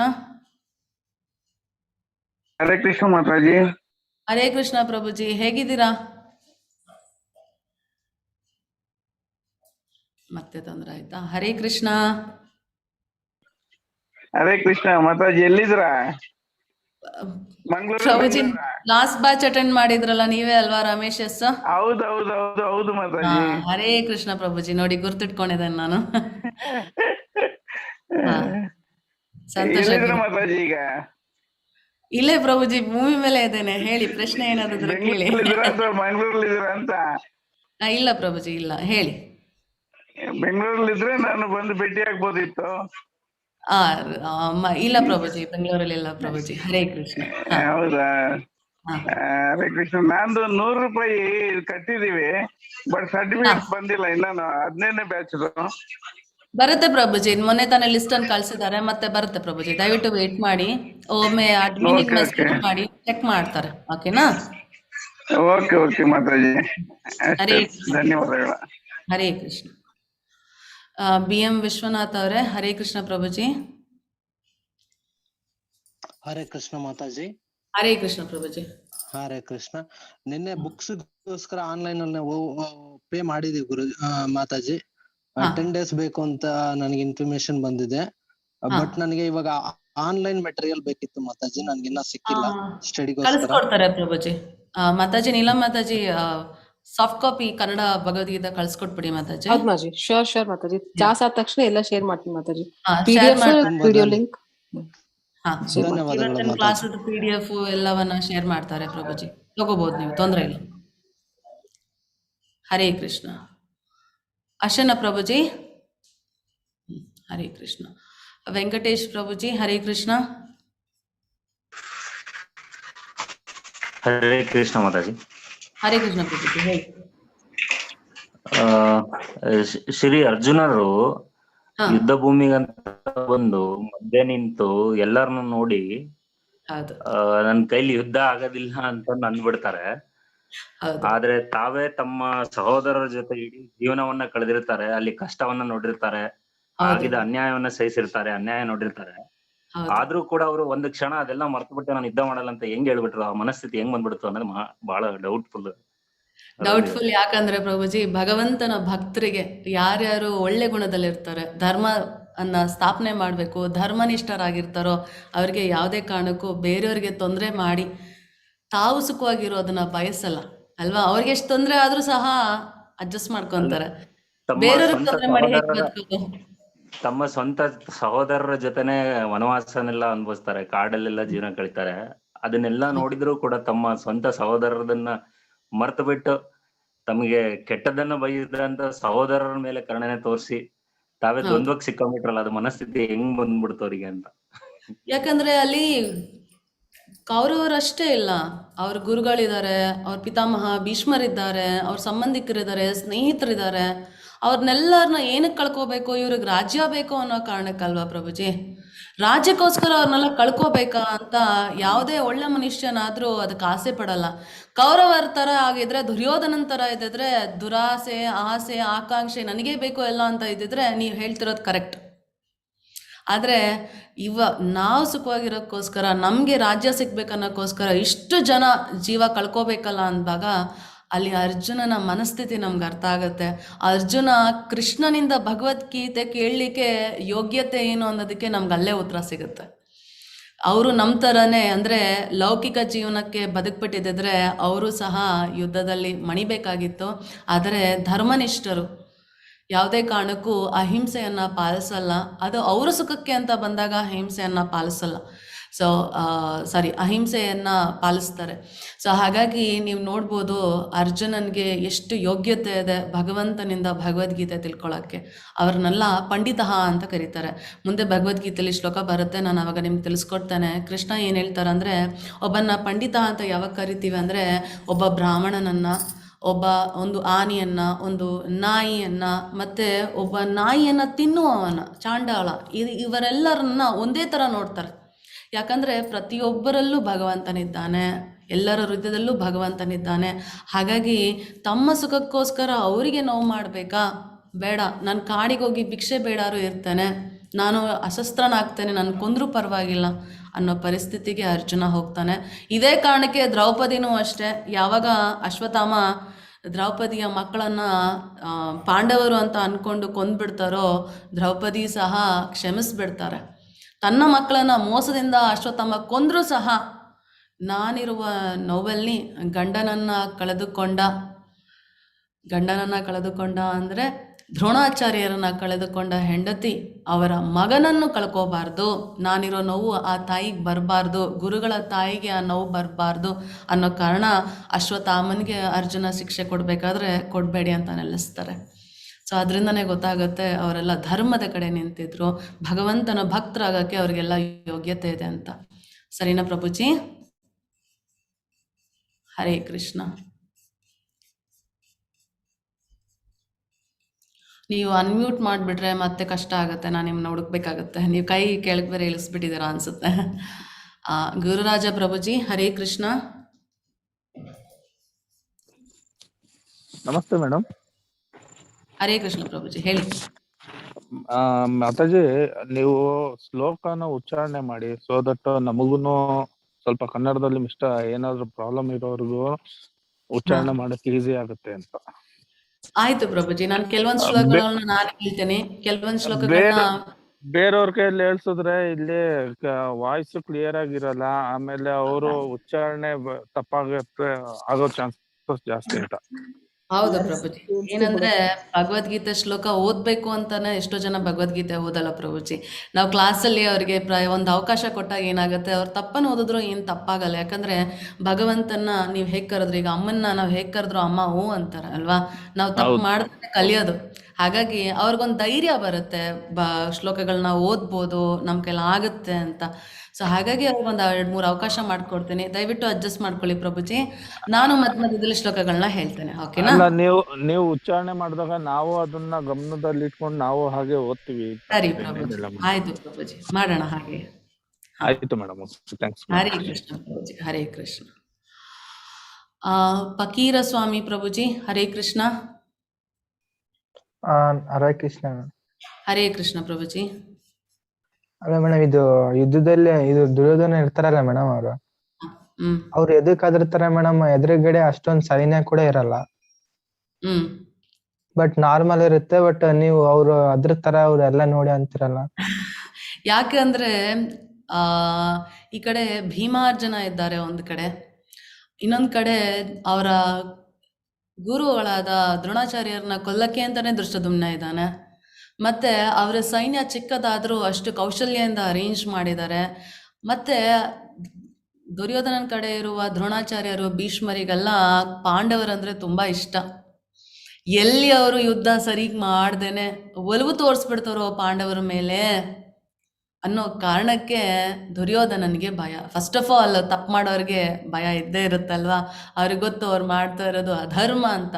ಅವ್ರು ಬಂದು ಪಾಂಡವರು ವನವಾಸದಿಂದ ಬಂದು 5 ಹಳ್ಳಿಗಳು ಕೊಡಪ್ಪ ಸಾಕು ಅಂದರು. 5 ಹಳ್ಳಿ, ಚಿಕ್ಕ 5 ಜನಕ್ಕೆ ಒಂದೊಂದು ಹಳ್ಳಿ, ಅದನ್ನೂ ಕೊಡಲಿಕ್ಕೆ ದುರ್ಯೋಧನ ರೆಡಿ ಇರೋದಿಲ್ಲ. ಕೃಷ್ಣ ಮಾಡಿದ ಸಂಧಾನನೂ ಸಹ ಅವನು ಒಪ್ಪೋದಿಲ್ಲ. ಸೊ ಅದರಲ್ಲೇ ನಾವು ಅರ್ಥ ಮಾಡ್ಕೋಬೇಕು ಅವನ ಮನಸ್ಥಿತಿ. ನಾನು ಗೆಲ್ಲೇಬೇಕು, ಯಾವುದೇ ಕಾರಣಕ್ಕೂ ನಾನು ಸೋಲ್ಬಾರ್ದು ಅನ್ನೋ ಕಾರಣಕ್ಕೆ ಅವನು ಈಸಿಯಾಗಿ ಗೆದ್ಬಿಡ್ಬೋದು ಅಂತ ಅಂದ್ಕೊಂಡ್ರು. ಆದರೆ ಎದುರುಗಡೆ ಎಲ್ಲ ನೋಡಿ ಅವ್ರು ಸ್ವಲ್ಪ ಭಯಭೀತರಾಗ್ತಾರೆ. ಮತ್ತು ಶಂಕನಾದ ಯಾಕೆ ಅಂದರೆ ಕೃಷ್ಣ ಮತ್ತು ಅರ್ಜುನನ ಶಂಕ ಲೌಕಿಕವಾದದ್ದಲ್ಲ, ಅಲೌಕಿಕವಾದದ್ದು. ಅದರಲ್ಲೂ ಕೃಷ್ಣನ ಶಂಕ ಎಷ್ಟು ಎಷ್ಟು ಎಷ್ಟು ಸದ್ದು ಮಾಡುತ್ತೆ ಅಂದರೆ, ಅದನ್ನು ಕೇಳಿ ಪಾಂಚಜನ್ಯ ಸೌಂಡ್ ಬರ್ತಾ ಇದೆ ಅಂದರೆ ಎಂಥ ಪಾಪಿಯೂ ಸಹ ಅವನ ಹೃದಯ ಜಲ್ ಅನ್ನುತ್ತೆ. ಅಂಥದ್ರಲ್ಲಿ ದುರ್ಯೋಧನನ ಎದೆ ಜಲ್ಲಲ್ಲ ಅಂದರೆ ಹೇಗೆ ಸಾಧ್ಯ ಆಗುತ್ತೆ ಪ್ರಭುಜಿ, ಅಲ್ವಾ? ಹೌದು ಮಾತಾಡಿ. ಹಾಗಾಗಿ ಪ್ರಭುಜಿ, ಸರಿ. ಹರೇ ಕೃಷ್ಣ, ಹರೇ ಕೃಷ್ಣ. ಶೋಭಾ ಹೇ ಸುಬ್ಬಳಿ ಮಾತಾಜಿ, ಹರೇ ಕೃಷ್ಣ. ಶೋಭಾ ಮಾತಾಜಿ, ಹರೇ ಕೃಷ್ಣ. ಹರೇ ನಮ್ಗೆ ಕೃಷ್ಣ. ಹರೇ ಕೃಷ್ಣ. ನಮ್ಗೆ ಇವಾಗ ಅದು ಹೇಳ್ಕೊಡ್ಬೇಕಲ್ಲ ಮೇಡಮ್, ನಮ್ಗೆ ಸ್ವಲ್ಪ ಅದು ಕಷ್ಟ ಆಗತ್ತೆ. ನಾವು ಅದಕ್ಕೆ ನೀವ್ ಒಂದ್ ಸ್ವಲ್ಪ ನಮ್ಗೆ ಹೇಳ್ಕೊಟ್ರೆ ಕಲ್ತ್ ಬಿಟ್ಟು ನಾವು ಆ ಶ್ಲೋಕ ಕಲ್ತಂಗೂ ಆಗತ್ತೆ, ನೀವು ಹೇಳೋದ್ ಅರ್ಥ ಮಾಡ್ಕೊಂಡು ನಾವು ನಿಮ್ಮ ಹತ್ರ ನಮ್ಗೆ ಅಂದ್ರೆ ಖುಷಿ ಆಗತ್ತೆ. ಇದ್ದಲ್ಲೇನೆ ಈ ಅವಕಾಶ ನಮಗೂ ಸಿಕ್ಕಿದಕ್ಕೆ ನಮ್ಗೆ ತುಂಬಾ ಖುಷಿ ಇದೆ. ನಮ್ಮ ಮಗಳು ನಾವು 3 ಜನ ಮಕ್ಕಳು ಜಾಯ್ನ್ ಆಗಿದ್ದಾರೆ. ಒಬ್ಬರು ಲಂಡನ್ ನಿಂದ ಜಾಯ್ನ್ ಆಗಿದ್ದಾರೆ, ಸೌಮ್ಯ ಅಂತ. ಓಕೆ, ಖುಷಿ ಆಗಿದೆ ನಮ್ಗೆ. ನಮ್ಗೊಂಚೂರು ಕನ್ನಡದಲ್ಲೇ ನಂಗೆ ಹೇಳ್ಕೊಡಿ, ನನ್ಗೆ ಕಲೀಲಿಕ್ಕೆ ತುಂಬಾ ಆಸೆ. ನಂಗೆ ಒಂಚೂರು ಹೇಳ್ಕೊಟ್ರೆ ನಾನು ಹೇಳ್ಕೊಂಡು ಮತ್ತೆ ನಾನು ಅದು ಫಾಲೋ ಮಾಡ್ತೀನಿ. ಆಯ್ತು ಮಾತಾಜಿ, ಸಂತೋಷ. ಯಾಕಂದ್ರೆ ನಾನು ಮುಂಚೆನೆ ತಿಳಿಸಿದಾಗೆ 700 ಶ್ಲೋಕ ಇದೆ ಮಾತಾಜಿ. ಪ್ರತಿಯೊಂದು ಅಧ್ಯಾಯದಲ್ಲೂ ಎಲ್ಲಾ ಶ್ಲೋಕನೂ ಡಿಸ್ಕಸ್ ಮಾಡ್ಲಿಕ್ಕೆ ಕಷ್ಟ ಆಗುತ್ತೆ, ಯಾಕಂದ್ರೆ 1 hour ಅಷ್ಟೇ ಇರೋದಲ್ವಾ. ಸೊ ನಾವೇನ್ ಮಾಡ್ತೀವಿ, ಮುಖ್ಯವಾದ ಶ್ಲೋಕಗಳನ್ನು ಮಾತ್ರ ಹೇಳ್ತಾ ಇದ್ದೇವೆ ಮಾತಾಜಿ, ಆಯ್ತಾ. ಸೊ ಮತ್ತೆ ಶ್ಲೋಕ ಕಲೀಲಿಕ್ಕೆ ಅಂತಾನೆ ಬೇರೆ ಕ್ಲಾಸಸ್ ಇದೆ ಮಾತಾಜಿ, ಇಸ್ಕಾನ್ ಮಂಗಳೂರು ಕಡೆಯಿಂದಾನೇ ಆಯೋಜಿಸ್ತಾರೆ. ನೀಲಂ ಮಾತಾಜಿ ಆ ಲಿಂಕ್ಗಳನ್ನ ಕಳಿಸ್ಕೊಡ್ತಾರೆ. ಶ್ಲೋಕ ಕಲೀಲಿಕ್ಕೆ ನೀವು ಅಲ್ಲಿ ಜಾಯ್ನ್ ಆಗ್ಬೋದು ಮಾತಾಜಿ. ಶ್ಲೋಕ ಹೇಳ್ಕೊಡ್ಲಿಕ್ಕೆ ಅಂತಾನೆ ಕ್ಲಾಸಸ್ ಇದೆ. ಓಕೆ, ನಮ್ಗೆ ಕನ್ನಡ ಬುಕ್ ಬೇಕಿತ್ತೆ. ನಾವು ಕನ್ನಡ ಬುಕ್ ಕಳಿಸಿದ್ರು ಅನುಕೂಲ ಆಗುತ್ತೆ. ಅದನ್ನ ಕಳಿಸ್ಕೊಡ್ತಾರೆ, ಸಾಫ್ಟ್ ಕಾಪಿ ಕಳಿಸ್ಕೊಡ್ತಾರೆ. ಮತ್ತೆ ನೀವು ಹಾರ್ಡ್ ಕಾಪಿನ ಆರ್ಡರ್ ಮಾಡ್ಬೋದು, ನಿಮ್ಗೆ 1 ವಾರದಲ್ಲಿ ಬರುತ್ತೆ ಮಾತಾಜಿ. ಆ ಲಿಂಕ್ನೆಲ್ಲ ಮತ್ತೆ ಕಳಿಸ್ಕೊಡ್ತಾರೆ ನೀಲಂ ಮಾತಾಜಿ ವಾಟ್ಸಪ್ ಗ್ರೂಪ್ ಅಲ್ಲಿ, ನೀವು ಆರ್ಡರ್ ಮಾಡ್ಬೋದು ಮಾತಾಜಿ. ಓಕೆ. ಅಲ್ಲ, ಅರ್ಜುನನೇ ಅಷ್ಟೊಂದ್ ಜನ ನೋಡಿ ಅವನ ಕಣ್ಣಲ್ಲಿ ನೀರ್ ಬರುವಾಗ ಅಷ್ಟೊಂದ್ ಜನ ನಾವು ಎಲ್ಲ ಇದನ್ ಮಾಡ್ಬೇಕಾ ಅಂತ ಹೇಳಿದಾಗ ನಮ್ ಮೈಯೆಲ್ಲ ಒಂಥರ ಜುಮ್ ಅಂತ. ಯಾಕಂದ್ರೆ ಅದು ನಾವು ನೋಡಿರ್ತೀವಿ, ಬಟ್ ನೀವು ಬಾಯಿಂದ ಕೇಳುವಾಗ ನಮ್ಗೆ ಒಂದ್ ಸ್ವಲ್ಪ ಏನಂದ್ರೆ ಆಳವಾಗಿ ನಾವು ಅಯ್ಯೋ ಅದನ್ನು ಕಲೀಲೇಬೇಕು, ಮಾಡ್ಲೇಬೇಕು ಅನ್ನೋದೊಂದು ನಮ್ಗೆ ಬಂದಿದೆ. ಅದಕ್ಕೆ ನಂಗೆ ಅದೊಂದು ಬುಕ್ ಕಳಿಸಿ, ನಂಗೆ ಅದು ಕನ್ನಡದೊಂದು ಲಿಂಕ್ ಕಳಿಸಿದ್ರೆ ನಾನು ಜಾಯ್ನ್ ಆಗ್ತೀನಿ. Thank you. ಸಂತೋಷ ಮಾತಾಜಿ, ಸಂತೋಷ. ಹರೇ ಕೃಷ್ಣ ಮಾತಾಜಿ, ಹರೇ ಕೃಷ್ಣ. ಹಾ, ಹೆಸರುಗಳನ್ನ ಹಾಕಿ ದಯವಿಟ್ಟು. ಸುಬ್ರಹ್ಮಣಿ ಪ್ರಭುಜಿ, ಹರೇ ಕೃಷ್ಣ. ಹರೇ ಕೃಷ್ಣ ಮಾತಾಜಿ. ಹಾ ಮಾತಾಜಿ, ಇವಾಗ ನಮ್ಗೆ ಕನ್ನಡ ಹೇಳಿದ ಬುಕ್ಕಲ್ಲಿ ನಮ್ಗೆ ಓದಕ್ ಬರಲ್ಲ, ನಾವೇನ್ ಮಾಡ್ಬೋದು? ಪ್ರಭುಜಿ, ಕನ್ನಡ ಅರ್ಥ ಆಗುತ್ತಲ್ಲ ಪ್ರಭುಜಿ ನಾನು ಹೇಳೋದು? ಅರ್ಥ ಆಗುತ್ತೆ, ನಮ್ಗೆ ಓದಕ್ ಬರಲ್ಲ. ತೊಂದ್ರೆ ಇಲ್ಲ ಪ್ರಭುಜಿ. ಈಗ ನಾನು 15 ದಿವಸದಲ್ಲಿ ಇಂಪಾರ್ಟೆಂಟ್ ಶ್ಲೋಕಗಳನ್ನ ಮಾತ್ರ ನಿಮ್ಗೆ ತಿಳಿಸ್ಕೊಡ್ತೀನಲ್ವಾ. ಅಂದ್ರೆ ಒಂಥರ ನಿಮ್ಗೆ ಭಗವದ್ಗೀತೆ ಟ್ರೈಲರ್ ಇದ್ದ ಹಾಗೆ, ಮೂವಿಗೆ ಟ್ರೈಲರ್ ಇರುತ್ತಲ್ಲ ಆ ತರ ಟ್ರೈಲರ್ ಏನೇನಿದೆ, ಏನೇನ್ ಮುಖ್ಯ ಅದನ್ನೆಲ್ಲ ನಾನು ತಿಳಿಸ್ಕೊಡ್ತೇನೆ. ಇದಾದ ತಕ್ಷಣನೇ ನಮ್ಗೆ ಅಡ್ವಾನ್ಸ್ ಸ್ಟಡಿ 2ನೇ ಲೆವೆಲ್ಗೆ ಹೋಗ್ತೇವೆ ಪ್ರಭುಜಿ. ಅಲ್ಲಿ ಇನ್ನೂ ಡೀಟೇಲ್ ಆಗಿ ಹೇಳ್ಕೊಡ್ತಾರೆ. ಹೌದಾ ಮಾತಾಜಿ? ನಾನು 15 ಶ್ಲೋಕದಲ್ಲಿ ಇದ್ದೆ. ನಾನು ಇನ್ನು ನೆಕ್ಸ್ಟ್ 15ನೇ ಬ್ಯಾಚ್ ಅಲ್ಲಿ ಇದ್ದೀನಿ. ಇವನ್ ಈಗ ಈ ಬ್ಯಾಚ್ ಅಲ್ಲೂ ಅಟೆಂಡ್ ಆಗಿದ್ದೀನಿ. ತೊಂದ್ರೆ ಇಲ್ಲ ಪ್ರಭುಜಿ. ಇನ್ನೂ ಅರ್ಥ ಮಾಡ್ಕೊಂಡು ನೀವು ಮತ್ತೆ ಅಡ್ವಾನ್ಸ್ ಕ್ಲಾಸಸ್ ಅಟೆಂಡ್ ಮಾಡಿದಾಗ ಅಲ್ಲಿ ಇನ್ನೂ ಜಾಸ್ತಿ ಶ್ಲೋಕಗಳನ್ನ ಇನ್ನೂ ಡೀಟೇಲ್ ಆಗಿ ಹೇಳ್ಕೊಡ್ತಾರೆ. ನೀವು ಓದ್ಲಿಕ್ಕೆ ಬರ್ಲಿಲ್ಲ ಅಂದ್ರೆ ತೊಂದರೆ ಇಲ್ಲ ಪ್ರಭುಜಿ, ಶ್ರವಣ ಮಾಡ್ಬೋದು, ಕೇಳ್ಬೋದು ಭಗವಂತನ ಬಗ್ಗೆ. ಓಕೆನಾ? ಸರಿ, ಮತ್ತೆ ಶಂಕು ಓದ್ಬೋದಾ? ನಮ್ದೊಂದು ವಿಷ್ಣು ಶಂಕು ಇದೆ, ಅದು ಓದ್ತಾ ಇದ್ವಿ. ಇವಾಗ ವಿಷ್ಣು ಶಂಕು ಓದ್ಬೋದಾ ಸರ್ ಮನೆಯಲ್ಲಿ? ವಿಷು ಶಂಕು ಅಂದ್ರೆ ನಂಗೆ ಗೊತ್ತಿಲ್ಲ. ಶಂಕನ ನಾವೆಲ್ಲ ಓದ್ತೇವೆ. ನಾವು ಬೆಳಗಿನ ಜಾವ, ಮಧ್ಯಾಹ್ನ, ಸಾಯಂಕಾಲ ಪೂಜೆ ಮಾಡ್ಬೇಕಾದ್ರೆ, ಪೂಜೆಗಿಂತ ಮುಂಚೆ, ಪೂಜೆ ನಂತರ ನಾವೆಲ್ಲ ಶಂಕಗಳನ್ನ ಓದ್ತೇವೆ. ಮನೆಗಳಲ್ಲೂ ದೇವಸ್ಥಾನದಲ್ಲೂ ಓದ್ಬೋದು ಪ್ರಭುಜಿ, ತೊಂದ್ರೆ ಇಲ್ಲ. ಅದಲ್ಲೇ ಬೇರೆ ಬೇರೆ ಶಂಕು ಏನಿಲ್ವಾ, ಒಂದೇನಾ? ನನಗೆ ಅಷ್ಟು ಜ್ಞಾನ ಇಲ್ಲ, ಬಟ್ ಚಿನಾ ಶಂಕ ತೋರಿಸ್ತೀವಿ, ಒಂದು ನಿಮಿಷ. ಹರೇ ಕೃಷ್ಣ. ಒಮ್ಮೆ ನಾನು ಶಂಕನ ತೋರಿಸ್ತೇನೆ, ನಮ್ಮ ಹತ್ರ ಇರೋ ಶಂಕನ. ಸೊ ಅದು ಎಲ್ಲಾ ಕಡೆನೂ ಅದೇ ಅಂತ ಅನ್ಸುತ್ತೆ. ಇಲ್ಲ ಮತ್ತೆ ಕೇಳಿದಕ್ಕೆ ಅವ್ರು 2-3 ತರ ಹೇಳ್ತಾರೆ ಶಂಕ. ಹೌದು, ವಿಷ್ಣು ಶಂಕ ಇದೆ, ಶಿವ ಶಂಕ ಇದೆ. ಹೌದಾ? ಅದ್ ನಾವ್ ಯಾವ್ದು ಓದ್ಬೋದು ಮನೆಯಲ್ಲಿ? ಯಾವ್ದು ಓದ್ಬೇಕು? ನನ್ನ ಹತ್ರ ಯಾವ್ದಿದೆ ಅಂತ ತೋರಿಸ್ತೀವಿ. ಇದೇ ದೇವಸ್ಥಾನದಲ್ಲೂ ಇರುತ್ತೆ. ಸೊ ಈ ಶಂಕವನ್ನ ಉಪಯೋಗಿಸ್ಬೋದು ಕೃಷ್ಣ, ಈ ಶಂಕನ. ಓಕೆ, ಅದು ವಿಷ್ಣು ಶಂಕ ಅಂತಲ್ಲ ಸ್ವಾಮೀಜಿ? ಮತ್ತೆ ಇರ್ಬೇಕನ್ಸುತ್ತೆ. ನಾನು ಇದು ಮಾಯಾಪುರಿಂದ ತಗೊಂಡಿದ್ದು, ಅಂದ್ರೆ ಇಸ್ಕಾನ್ ಕಡೆಯಿಂದಾನೇ ತಗೊಂಡಿದ್ದು. ಈ ಶಂಕದಲ್ಲೇ ಓದ್ತಾರೆ, ಸೊ ಹಾಗಾಗಿ ನಾವು ಅದನ್ನೇ ತಗೊಂಡಿದ್ದೀವಿ. ಅದೇ ತರ ಇದ್ರೆ ತಗೊಳ್ಳಿ ಪ್ರಭುಜಿ. ಇನ್ನೊಂದ್ ಸ್ವಲ್ಪ ಡೀಟೇಲ್ ಬೇಕಾಗಿದ್ರೆ ನಾನು ಮತ್ತೆ ಹುಡುಕಿ ಹೇಳ್ಬೇಕು ನಿಮ್ಗೆ. ಸ್ವಲ್ಪ ಸಮಯ ಕೊಡಿ, ನಾನು ತಿಳಿಸಿ ಹೇಳ್ತೇನೆ ನಿಮ್ಗೆ. ಈ ಶಂಕು ಎಲ್ಲಿ ಸಿಗುತ್ತೆ ಮಾತಾಜಿ ಇದು? ನಾವು ಇಸ್ಕಾನ್ ದೇವಸ್ಥಾನದಲ್ಲಿ ಎಲ್ಲಾ ಕಡೆ ಸಿಗುತ್ತೆ. ಸರಿ ಮಾತಾಜಿ. ಹರೇ ಕೃಷ್ಣ. ಧನ್ಯವಾದ ಮಾತಾಜಿ. ಹರೇ ಕೃಷ್ಣ ಪ್ರಭುಜಿ. ರೆಡ್ಮಿ ಪ್ರಭುಜಿ ಅಥವಾ ಮಾತಾಜಿ?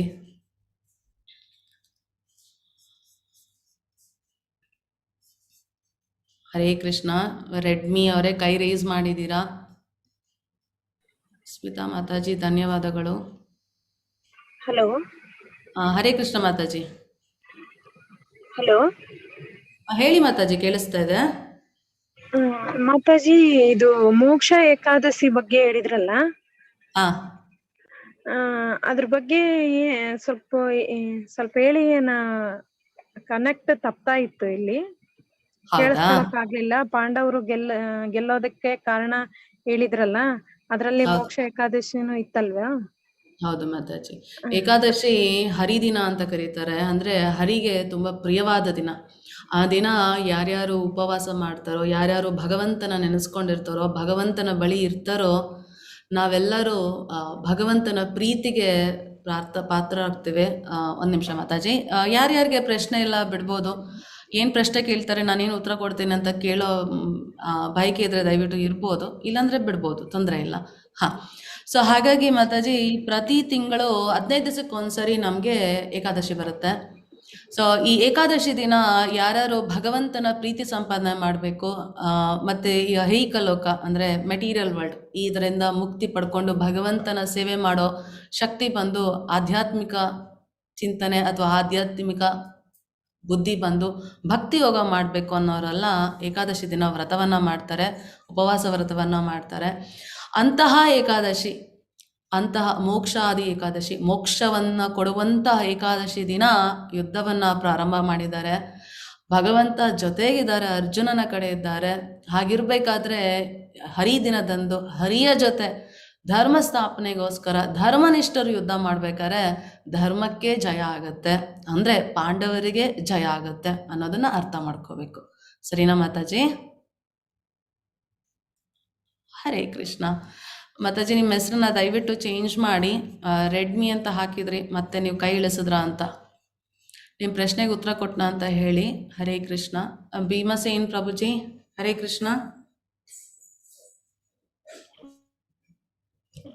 ಹರೇ ಕೃಷ್ಣ ಮಾತಾಜಿ. ಹರೇ ಕೃಷ್ಣ ಪ್ರಭುಜಿ. ಮಾತಾಜಿ ನಂದು ಏನು ಕ್ವಶನ್? ಸಾರಿ ಪ್ರಭುಜಿ.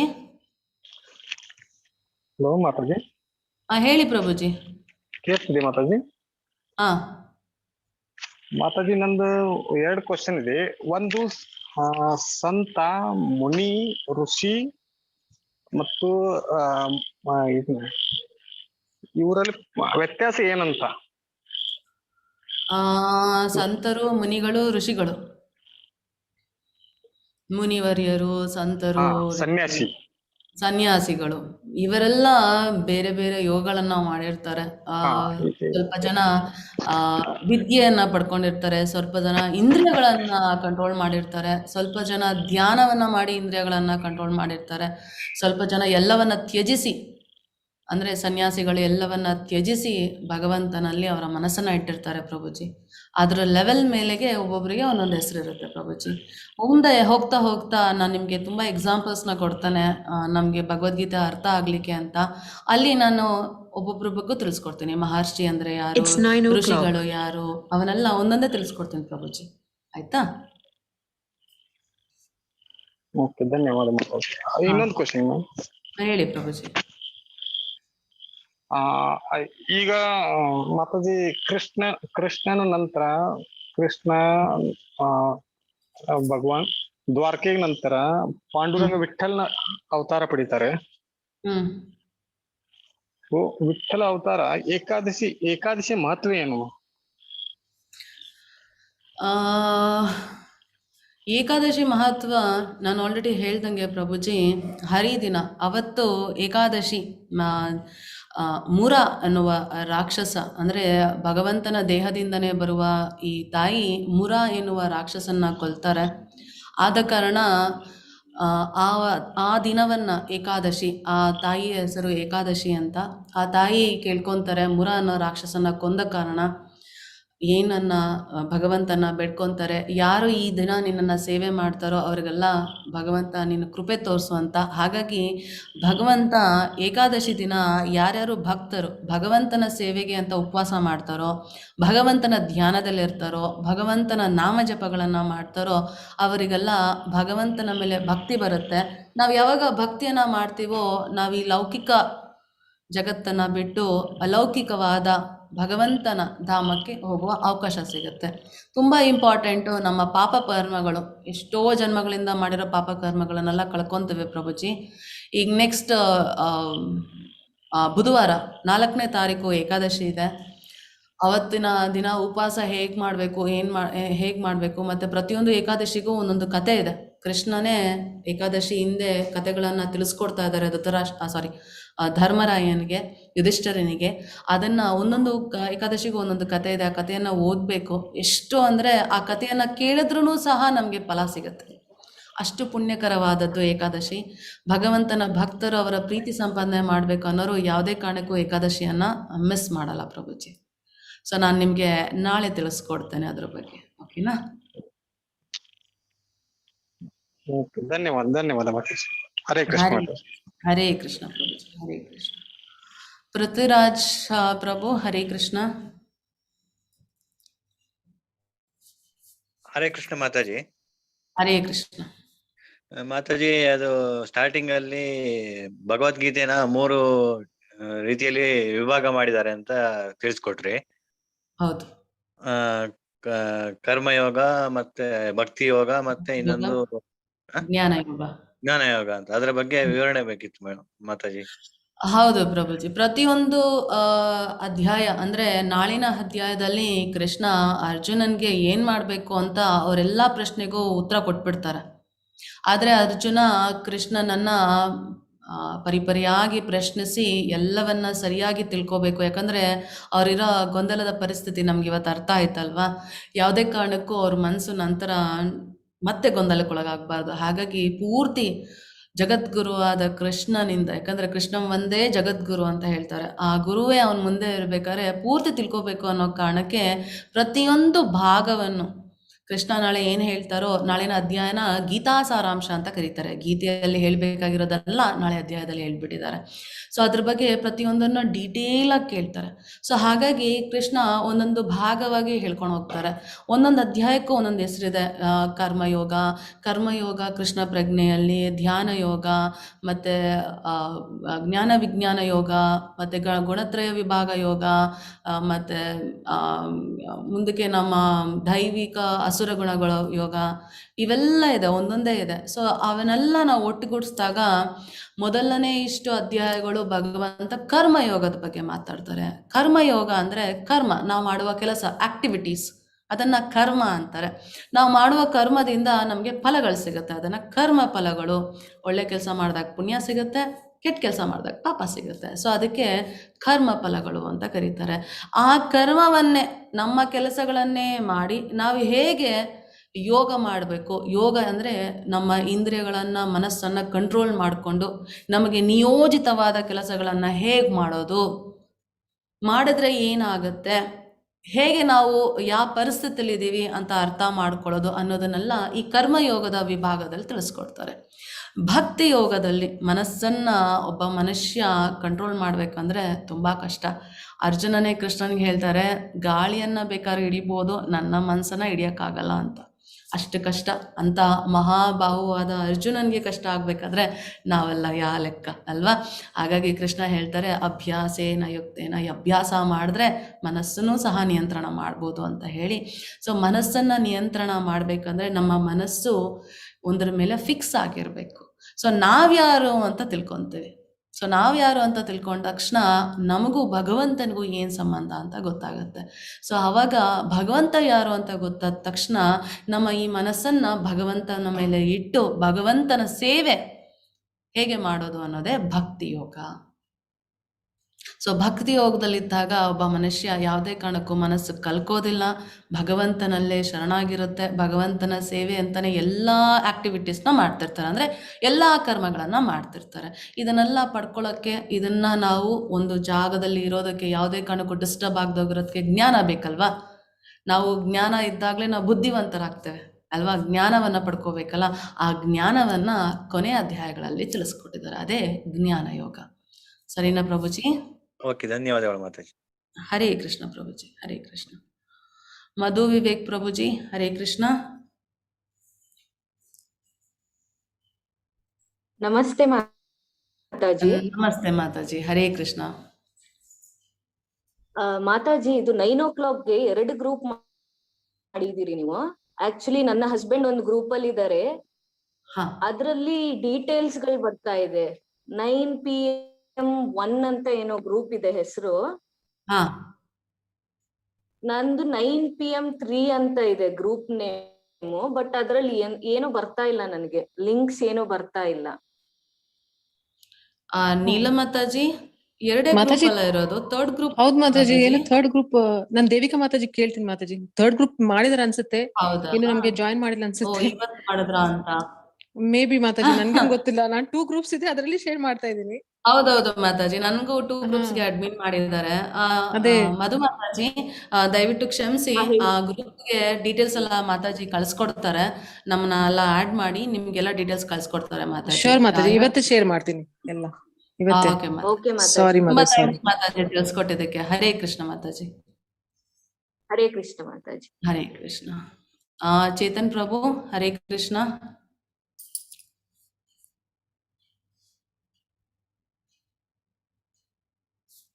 ಚೇತನ್ ಪ್ರಭು.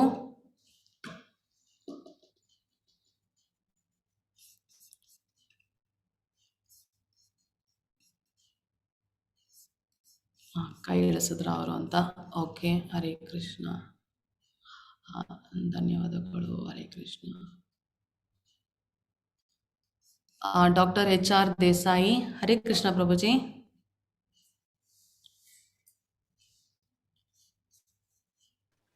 ಹರೇ ಕೃಷ್ಣ ಮೇಡಮ್. ಹರೇ ಕೃಷ್ಣ ಪ್ರಭುಜಿ, ಹೇಳಿ ಮೇಡಮ್. ಇದು ಒಂದು ದೊಡ್ಡ ಒಂದು ಇದು ಯಾಕಂತಂದ್ರೆ ಎಲ್ಲರಿಗೂ ಓದಕ್ ಆಗಲ್ಲ. ಇದು ಒಂದು ಅಪಾರ್ಚುನಿಟಿ ಎಲ್ಲರಿಗೂ ಉಪಯೋಗ ಮಾಡ್ಲಿ ಅಂತ ನಂದು ಒಂದು ಉದ್ದೇಶ. ಯಾಕಂದ್ರೆ ಅಷ್ಟು ಟೈಮ್ ಇರಲ್ಲ, ಮತ್ತು ಈಗಿನ ಒಂದು ಪರಿಸ್ಥಿತಿ ಒಳಗೆ ಎಲ್ಲರೂ ಓದ್ಲಿಕ್ಕೆ ಟೈಮ್ ಅಷ್ಟು ಕೊಡೋಕ್ಕಿಂತ ಇದು ಕೇಳೋದ್ರಿಂದ ಸಾಕಷ್ಟು ಅನುಭವ ಆಗತ್ತಂತ ನನ್ನ ಪ್ರಕಾರ ಒಂದು ಅನ್ಸ್ಕೊಂತೀನಿ. ಮತ್ತು ಈ ಒಂದು ಪ್ರೋಗ್ರಾಮ್ ಮಾಡಿದ್ದಕ್ಕೆ ತಮ್ಮ ಒಂದು ಇದಕ್ಕೆ ನಾನು ಬಹಳ ಆಭಾರಿಯಾಗಿದ್ದೇನೆ. ಮತ್ತು ಎಲ್ಲರಿಗೂ ಒಂದು ಇದು ಸ್ವಾಭಾವಿಕವಾಗಿ ಇದು ಅನುಭವ ಮತ್ತು ಅವರಿಗೆ ಎಲ್ಲರಿಗೂ ಇದರ ಬಗ್ಗೆ ಒಂದು ತಿಳುವಳಿಕೆ ಬರುತ್ತಂತ ನನ್ನ ಒಂದು ಅನಿಸಿಕೆ ಹೇಳ್ಬೋದು. ಹೌದು ಪ್ರಭುಜಿ, ಧನ್ಯವಾದಗಳು. ದಯವಿಟ್ಟು ನೀವು ಯಜ್ಞ ಶುರು ಮಾಡಿದ್ದೀರಾ, 18 ದಿವಸ ನಮ್ಮ ಜೊತೆಲೇ ಇರಿ. ನಾವಿನ್ನೂ ಅಷ್ಟು ಅರ್ಥ ಮಾಡ್ಕೊಳ್ಳಿಕ್ಕಾಗತ್ತೆ. ಮತ್ತು ಇದಕ್ಕೆಲ್ಲ ಕಾರಣ ನಮ್ಮ ಶಿಕ್ಷಾ ಗುರುಗಳಾದ ಇಸ್ಕಾನ್ ಮಂಗಳೂರು, ಹೌದು, ನಾಮನಿಷ್ಠ ದಾಸರು, ಅವರ ಸಾರಥಿಯಾಗಿ ನಾವೆಲ್ಲ ಇವೆಲ್ಲ ನಡ್ಸ್ಕೊಂಡ್ ಬರ್ತಾ ಇದ್ದೀವಿ. ಅವರ ಆಜ್ಞೆ ಮೇರೆಗೆ ನಾವು ಈ ಸೇವೆ ಮಾಡ್ತಾ ಇದ್ದೀವಿ. ದಯವಿಟ್ಟು ಆ ಪ್ರಯೋಜನ ನೀವು ಪಡ್ಕೋಬೋದು. ಯಾರಾದರೂ ರಿಜಿಸ್ಟರ್ ಆಗಿಲ್ಲ, ನಿಮ್ಮ ಫ್ರೆಂಡ್ಸು, ಫ್ಯಾಮಿಲಿ, ದಯವಿಟ್ಟು ಅವರಿಗೆ ತಿಳಿಸ್ಕೊಡಿ. ಇನ್ನೂ 2 ದಿನ ರಿಜಿಸ್ಟ್ರೇಷನ್ ಇರುತ್ತೆ. ನೀಲಮ್ ಮಾತಾಜಿ, ಇನ್ನೂ 2 ದಿನ ಇರುತ್ತಲ್ಲ ಮಾತಾಜಿ? ಇಲ್ಲ ಮೇಡಮ್, ಇವತ್ತು ಪ್ರಯತ್ನ ಮಾಡಿದ, ಇವತ್ತು ಆಗಲಿಲ್ಲ. ಒಂದಿಬ್ಬರದು ನಾನು ಆಲ್ರೆಡಿ ಎಲ್ಲರಿಗೂ ಸರ್ಕ್ಯುಲೇಟ್ ಮಾಡಿದ್ದೀನಿ ಆಲ್ರೆಡಿ. ಓಪನ್ ಇದೆ ಮಾತಾಜಿ, ಇನ್ನು ಓಪನ್ ಇದೆ, ರಿಜಿಸ್ಟರ್ ಮಾಡ್ಬೋದು. ಓಪನ್ ಇದೆ, ಮಾಡ್ಬೋದು. ಮತ್ತೊಮ್ಮೆ ಟ್ರೈ ಮಾಡಿ ಪ್ರಭುಜಿ, ಟ್ರೈ ಮಾಡ್ಲಿಕ್ಕೆ ಹೇಳಿ. ಯಾರಾದ್ರೂ ಅಕಸ್ಮಾತ್ ಆಗ್ಲಿಲ್ಲ, ನೀವು ಬೇರೆ ಯಾರಿಗಾರು ತಿಳಿಸ್ಕೊಡ್ಬೇಕಂದ್ರೆ ದಯವಿಟ್ಟು ಜಾಯಿನ್ ಆಗ್ಬೋದು. ಹೆಂಗಿದ್ರು ಟೆಂಪಲ್ ವೆಬ್ಸೈಟ್ ಅಲ್ಲಿ ಇವತ್ತಿನ ಕ್ಲಾಸ್ ಲೈವ್ ಹೋಗಿದೆ. ಸೊ ನೀವೆಲ್ಲ ಯಾರು ಮಿಸ್ ಮಾಡ್ಕೊಂಡಿದ್ದಾರೋ ಅಲ್ಲಿ ನೋಡ್ಬೋದು. 1 hour ಅಷ್ಟೇ ಪಾಠ ಆಗಿತ್ತಲ್ವಾ, 1 hour ಕ್ಲಾಸನ್ನ ಅವ್ರು ನೋಡಿ ನಾಳೆ ಕ್ಲಾಸ್ನು ಅಟೆಂಡ್ ಮಾಡ್ಬೋದು. ಸೊ ಎಲ್ಲರಿಗೂ ತಿಳಿಸ್ಕೊಡಿ, ಅವಕಾಶನ ಉಪಯೋಗಿಸ್ಕೊಳ್ಳಿ. ಇನ್ನೂ 2 ದಿನ ಆರಾಮಾಗಿ ರಿಜಿಸ್ಟರ್ ಆಗ್ಬೋದು ಅಂತ ಹೇಳ್ತಾ ಧನ್ಯವಾದ ಹೇಳ್ತೀನಿ ಪ್ರಭುಜಿ. ಹರೇ ಕೃಷ್ಣ. ಹರೇ ಕೃಷ್ಣ ಪ್ರಭುಜಿ. ಚೇತನ್ ಪ್ರಭು ಮತ್ತೆ ಕೈ ರೇಸ್ ಮಾಡಿದ್ರಿ, ಅನ್ಮ್ಯೂಟ್ ಮಾಡಿ ಪ್ರಭುಜಿ. ಹರೇ ಕೃಷ್ಣ ಮಾತಾಜಿ, ಕೇಳ್ತಾ ಇದೆಯಲ್ಲ ನನ್ನ ವಾಯ್ಸ್? ಕೇಳಿಸ್ತಿದೆ, ಹೇಳಿ ಪ್ರಭುಜಿ. ಮಾತಾಜಿ, ತಾವು ಇದು ಗುರು ಪರಂಪರೆಯಲ್ಲಿ ಕೃಷ್ಣನಿಂದ ಹಿಡಿದು ಪ್ರಭುಪಾದ ಶ್ರೀಗಳವರೆಗೆ ಇದೆ ಅಂತ ಹೇಳಿದ್ರಿ. ಸೊ ಅದರ ನಂತರ ಅವರ ಯಾರು ಉತ್ತರಾಧಿಕಾರಿ ಅದು ಯಾರು ಇಲ್ವಾ? ಅವ್ರ ನಂತರ ಅಲ್ಲೇ ಡಿಸ್ಕಂಟಿನ್ಯೂ ಆಯ್ತಾ ಅದು? ಹೌದು ಪ್ರಭುಜಿ, ಅಂದ್ರೆ ಡಿಸ್ಕಂಟಿನ್ಯೂ ಅಲ್ಲ. ಗುರುಗಳು ತುಂಬಾ ಜನ ಇದ್ದಾರೆ ನಮ್ಗೆ. ಅಂದ್ರೆ ಈಗ ದೀಕ್ಷೆಗಳು ಗುರುಗಳಿದ್ದಾರೆ, ನಮ್ಗೆ ಶಿಕ್ಷಣವನ್ನ ಕೊಡ್ಲಿಕ್ಕೆ ಶಿಕ್ಷಾ ಗುರುಗಳಿದ್ದಾರೆ. ಆದ್ರೆ ಅವರ ನಾನೀಗ ನಿಮ್ಗೆ ತೋರಿಸಿದ್ದು ಗುರು ಪರಂಪರೆ ಎಲ್ಲ ಆಚಾರ್ಯರು. ಸೊ ಅವರೆಲ್ಲ ಆಚಾರ್ಯರ ಸ್ಥಾನ. ಹಾಗಾಗಿ ಆಚಾರ್ಯರು ತುಂಬಾ ಕಷ್ಟ. ಯಾಕಂದ್ರೆ ನಾವು ನೋಡಿದ್ವಲ್ಲ, ನಾನು ಪ್ರಭುಪಾದವರ ಕಿರುಪರಿಚಯ ಹೇಳಿದೆ. 10 ವರ್ಷದಲ್ಲೇ ಅವರು ಭೂಮಿನ 14 ಸರಿ ಸುತ್ತಿಸಿ ಬೇರೆ ದೇಶಗಳಿಗೆ, ಕೃಷ್ಣ ಯಾರು ರಾಮ ಯಾರು ಅಂತ ಗೊತ್ತಿಲ್ಲದೆ ಹೋಗಿರೋ ಕಾಲದಲ್ಲಿ 100 ದೇವಸ್ಥಾನನ ಸ್ಥಾಪನೆ ಮಾಡ್ತಾರೆ. ಸೊ ಅವರ ಆಚಾರ್ಯರ ಸ್ಥಾನದಲ್ಲಿದ್ದಾರೆ ಅಲ್ವಾ ಪ್ರಭುಜಿ? ಎಲ್ಲರೂ ಆಚಾರ್ಯರಾಗ್ಲಿಕ್ಕೆ ಆಗಲ್ಲ ಅಲ್ವಾ? ವೇದವ್ಯಾಸರನ್ನ ತಗೊಳ್ಳಿ, ಮಧ್ವಾಚಾರ್ಯರನ್ನ ತಗೊಳ್ಳಿ, ಅವರೆಲ್ಲ ಎಂಥ ಶ್ರೇಷ್ಠಾತ್ಮರು. ಸೊ ಹಾಗಾಗಿ ಆಚಾರ್ಯರು ಇರೋ ಕಾರಣ ನಮಗೆ 32 ಇರೋದು. ಸೊ ನೀವು ನಮ್ಮ ವೇದವ್ಯಾಸನ ಲೆಕ್ಕಕ್ಕೆ ತಗೊಂಡ್ರು 5000 ವರ್ಷಗಳಿಂದ 5000 ವರ್ಷದಿಂದ ಇವತ್ತಿನವರೆಗೂ ಬರೀ 32 ಇರೋದು ಕೌಂಟ್. ಅಂದ್ರೆ ಆ ಥರ ಆಚಾರ್ಯರು ಬರಬೇಕು, ಅವಾಗಲೇ ನೆಕ್ಸ್ಟ್ ಸ್ಥಾನ ಸಿಗಕ್ಕೆ ಸಾಧ್ಯ ಪ್ರಭುಜಿ. ಸರಿನಾ? ಸರಿ ಜಿ, ಧನ್ಯವಾದ. ಹರೇ ಕೃಷ್ಣ, ಹರೇ ಕೃಷ್ಣ, ಹರೇ ಕೃಷ್ಣ. ಸೊ ಎಲ್ಲಾದು ಕ್ವೆಶನ್ಸ್ ಆಯಿತು ಅನ್ಸುತ್ತೆ. ಯಾರು ಕೈ ರೇಸ್ ಮಾಡಿಲ್ಲ ಚಾಟಲ್ಲಿ. ಅನು ಮಾತಾಜಿ ಧನ್ಯವಾದಗಳು. ಗಂಗಾ ಮಾತಾಜಿಯು ಅಷ್ಟೇ. ವಿಶ್ವನಾಥಯ್ಯ ಪ್ರಭುಜಿ ಧನ್ಯವಾದಗಳು. ಭಾಗ್ಯಲಕ್ಷ್ಮಿ ಮಾತಾಜಿನೂ ಸಹ, ಪ್ರಸಾದ್ ಪ್ರಭು ಸಹ. ಕ್ವೆಶನ್ ಲಿಂಕ್ ಕಳಿಸ್ಕೊಡ್ತಾರೆ ನಿಮಗೆಲ್ಲವನ್ನ. ಸ್ಮಿತಾ ಮಾತಾಜಿ ತುಂಬ ಧನ್ಯವಾದಗಳು.